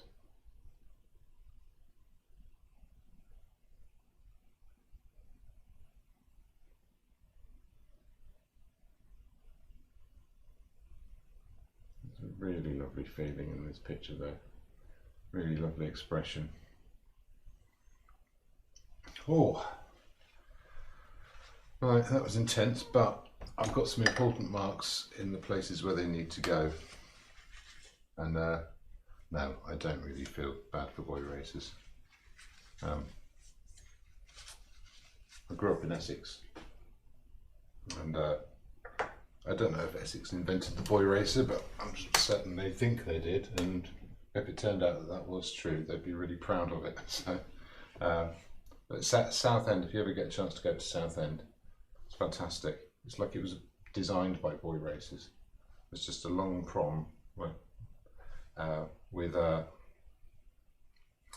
and in between the two directions going up and down, there's a space in between, which is just places where people can park their cars, and then to get out and stand next to them without turning the stereo off.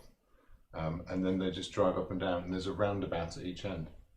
So they go around the roundabout, and then they can rev it away from the roundabout up until 29 miles per hour, and then they can cruise along. Yeah, it's just beautiful. You know, it's such a simple path to happiness for so many people. You know, I feel there's something we can learn from that.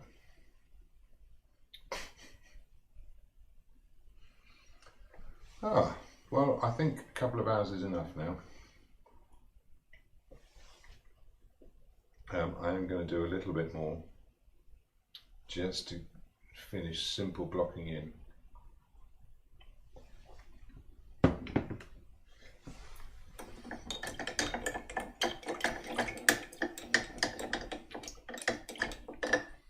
and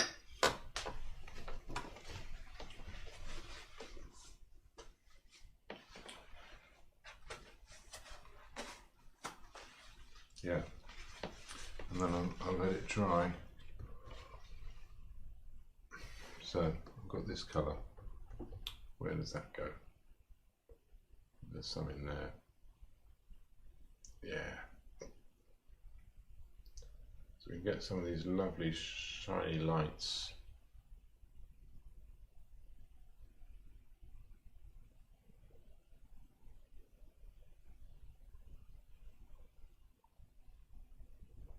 And the other thing I'm seeing is a much more purple version, but it's still light. I'm going to put some white in that. I'm just going to put some ultramarine in it and say, what happens if I put that in there? Oh, that's nice. What about in here? Again, that works. So I've got a cool colour going now. It's a satellite of my warm colour, so I can gradually warm it up as time goes on.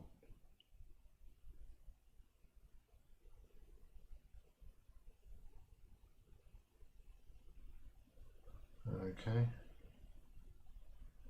and I can make a paler version of this warm colour. So I'm just going to put the very warmest places where it definitely goes, like in here. Definitely needs to be in there. And this arm, which is probably what inspired the colour in the first place.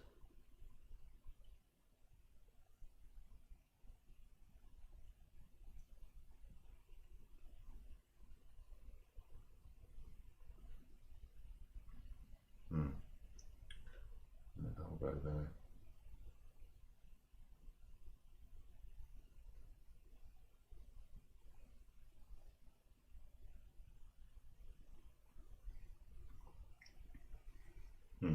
There's some in here, isn't there?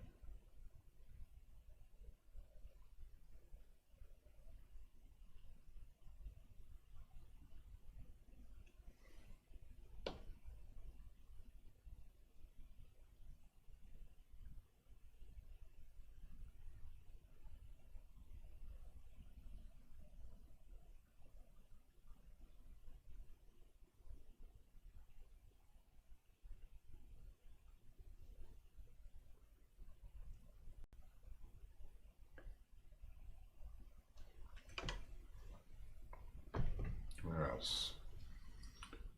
A bit in there. It's not that light in there.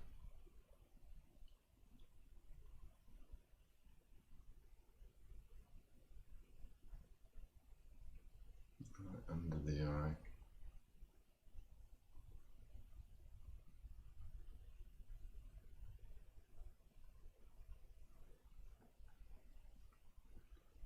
Definitely under the nose. I think I just changed the direction of that mark because of where I thought it should go. That's kind of what I was talking about with the drawing exercises earlier. It's really useful to pick up on that stuff. I'm going to make a redder version of this now. On the other side to my bluer version. And that's going to have a bit there. And that shadow. And here. And definitely a bit in there. So it greys off. Come on, behave yourself. Concentrate. There you go. That's darker. I can get redder up there. As can that. Okay, yeah, and in there.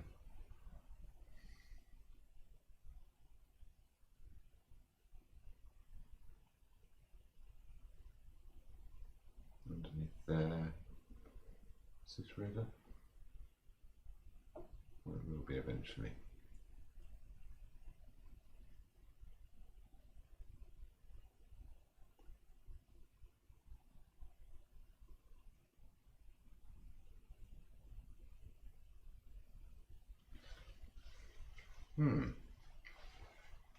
rather interesting how that happens. Go back to my slightly bluer one now. Where else did that need to go? Oh no, I haven't finished. There's a red one there. Maybe it's actually here. Yeah, it's more like it.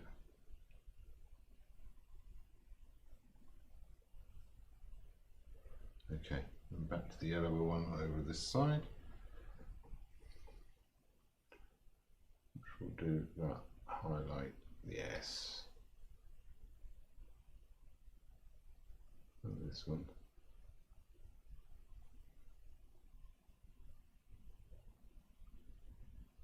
And that bit there. And that bit there.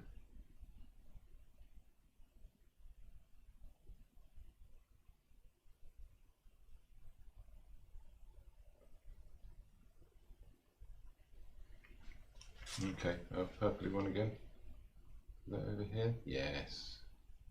That's much better. So all around here. And again, like I said, I'm just going to get it blocked in. There's a nice sort of creamy highlight around here, which I've been saving up. Also on the chin for the beard. Definitely making him look fatter, and they're not going to thank me for that, are they? Okay, and now, because she's behind this mask, these paler colours here, too soon with the paler colours, let's go with some warmer, darker ones.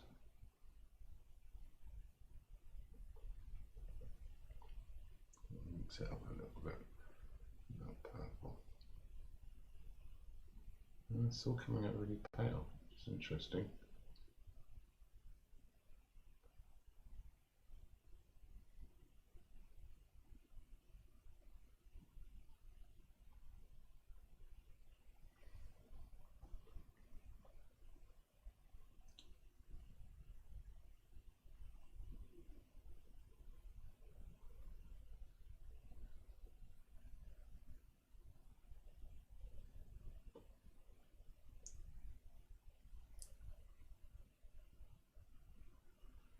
Okay.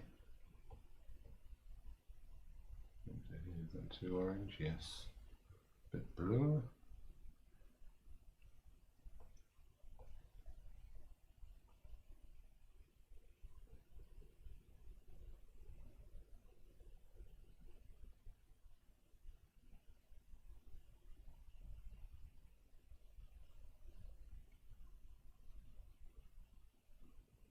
There's a big shine on that visor. Let's go back to these lights.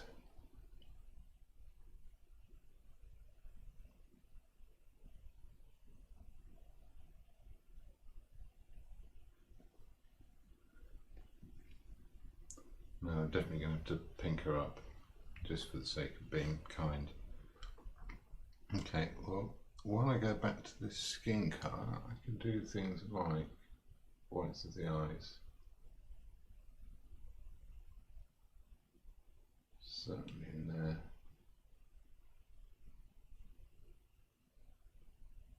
You know what, maybe this will be enough. Maybe I should have really backed myself on this one. I'll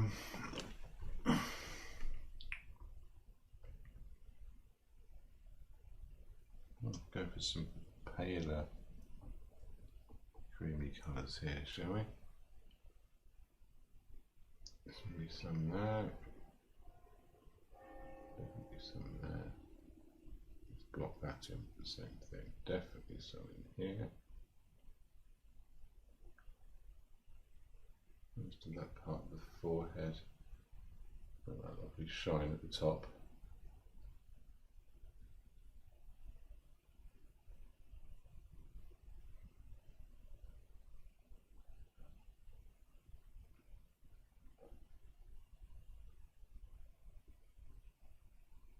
It's going to get redder. See that? Needs to look like that. That highlight should be further in. This orange should be further in. That looks pretty good.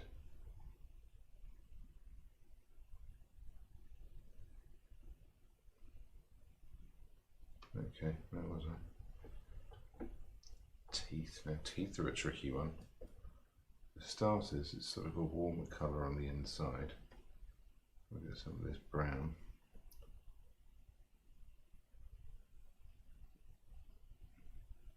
No, still not brown enough.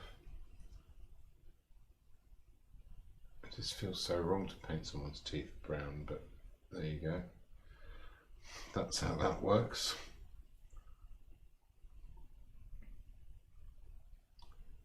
A little yellowy highlight colour in the middle. And then it's the shape underneath them. I've already defined this. Now I do need to go back to my black. Actually, I'll do a browner version again.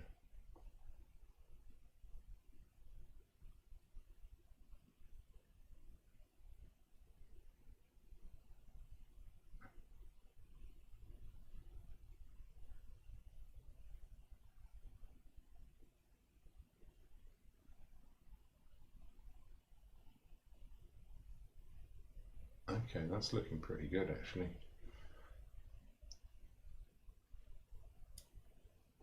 I'm going to stick with that dark. I'm going to put some crimson in it. And I'm going to put in some heavy shadows here.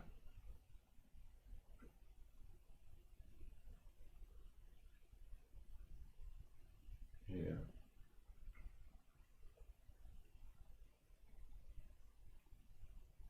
Around the eyes.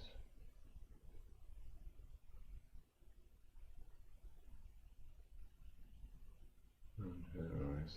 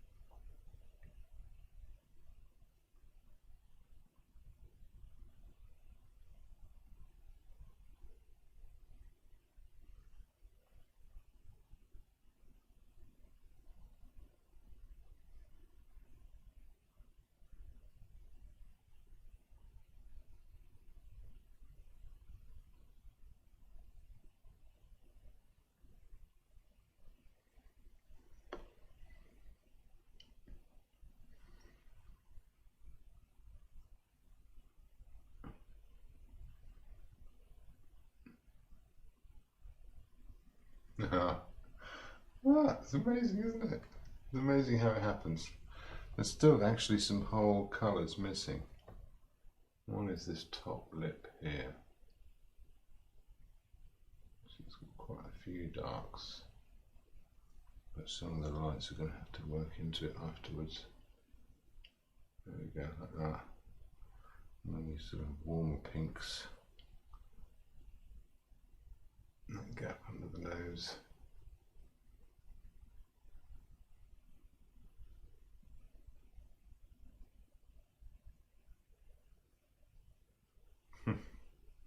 So funny how it happens. He's looking slightly to one side at the moment.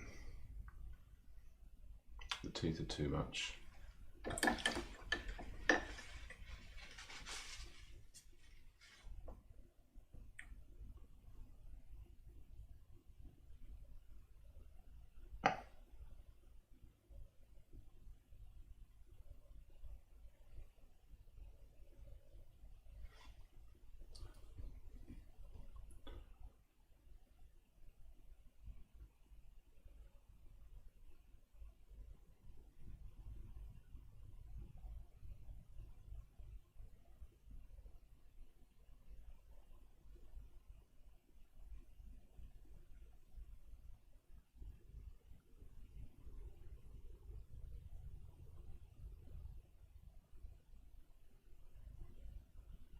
Of course the glasses aren't on yet.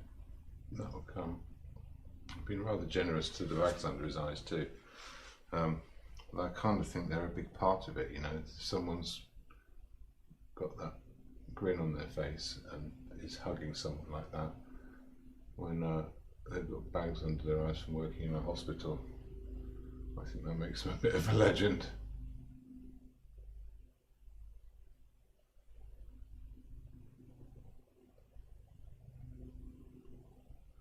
Does that get the mood? Oh, right. There, that'll go in there. I don't need to fiddle with that. I'll do for the ribbon on the back of his scrubs.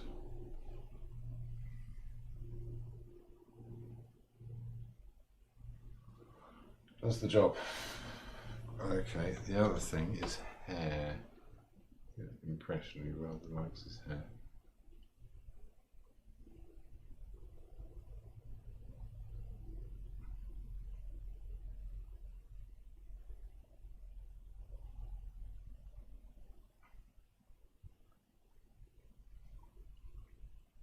I'm going to restyle it for him slightly because I think the quiff at the front, that bit of piling off one side, is probably not entirely unintentional. These little flicks though, they're good. I like those.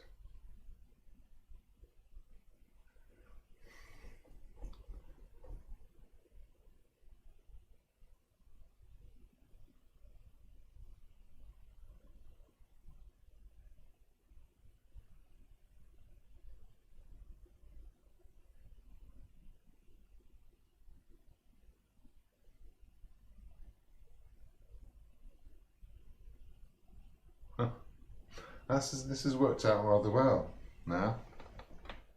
I feel like I've got it, but I feel like I'm outlasting everyone else and they're all going to bed. But that's a good ground. I can work on top of that and hopefully sort of really refine this later. So just for the sake of finishing blocking this in, I've got some light in there and in there. A nice bit of colour.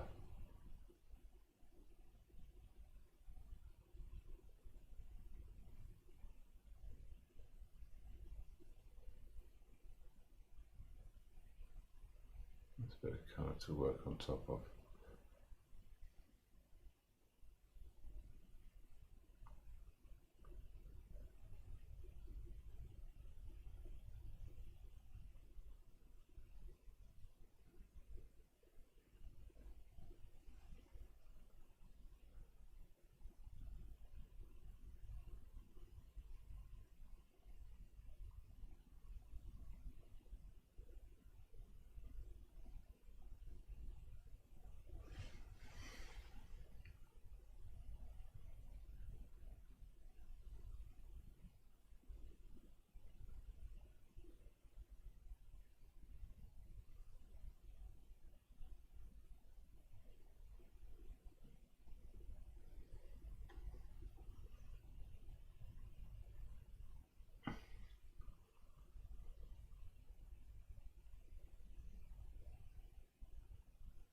There you are.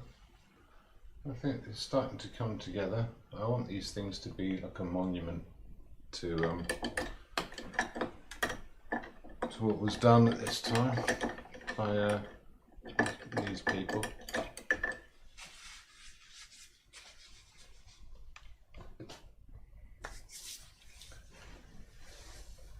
So yeah, that background seems too plain now. But again, it will give me a solid ground to work on top of, so I might get a few more dancing brush marks on top later on. Yeah, once his glasses are in as well, I think that will really help. Maybe I should do that now, just so I can see it. Let's put a few shadow colours in first. just round about where they go. There's a bit there. And there's a whole section there.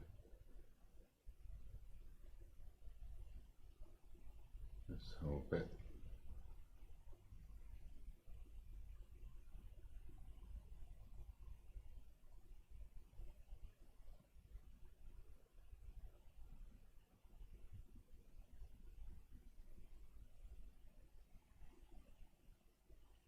Yeah, maybe once his glasses are in, it'll make more sense.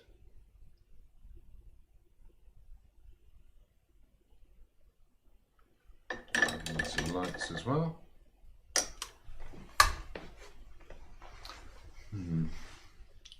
Not too light, so I'm going to go for a medium creamy light.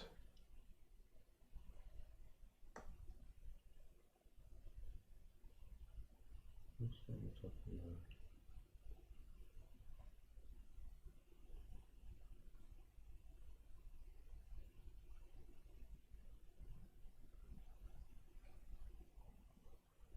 Around here.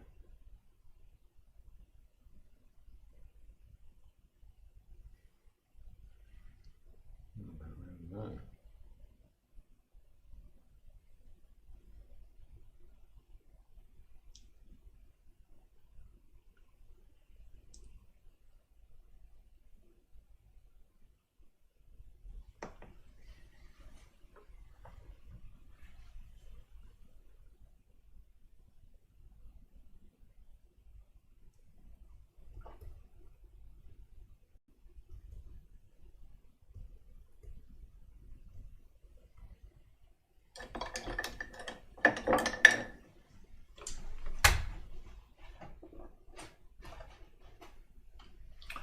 Well, I got rather absorbed in this, which I guess is the idea. Just going to put some of that shine back in. To come down here.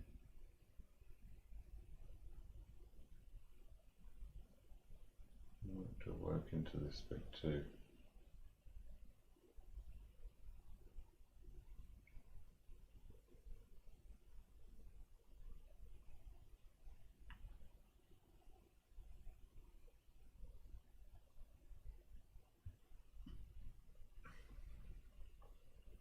That's a bit on. A bit in there. Definitely a bit in there. Definitely a bit at the bottom of the ear. What else? A little bit on the wrist. Here, inside of the elbow. Into the hand.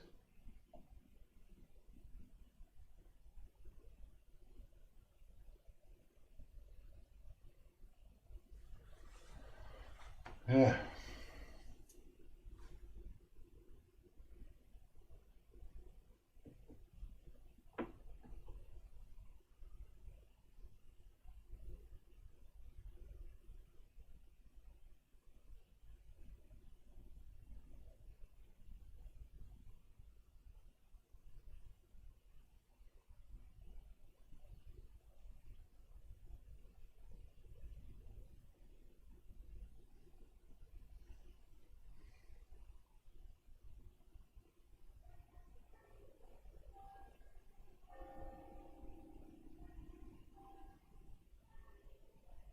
Yeah, that's great.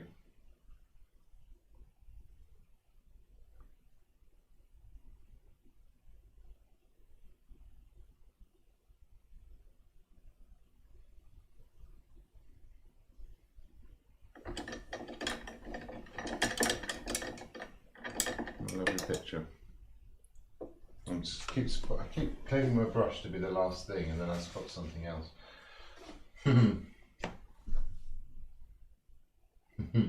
Okay, well, this is the last bit I'm going to do tonight, Sue. So, yeah, you ready? 3, 2, 1.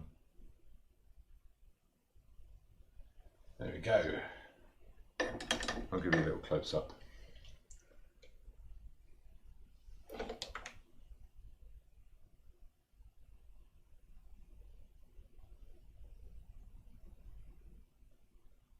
So I hope yeah, you can see what's going on there. And I hope it feels like he's giving her a proper affectionate squeeze. That's the most important thing, really.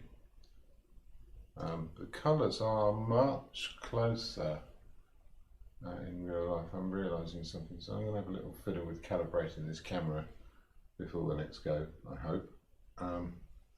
But yeah, thank you very much for joining me tonight and joining in with this happening, giving me your support. I do appreciate it.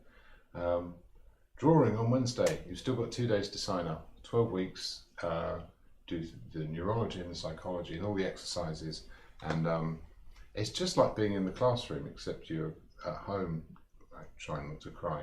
So yeah, spread the word, spread the joy, and yeah, I'll hopefully well, if I don't see you on Wednesday, I'll see you next Monday, and we'll complete this.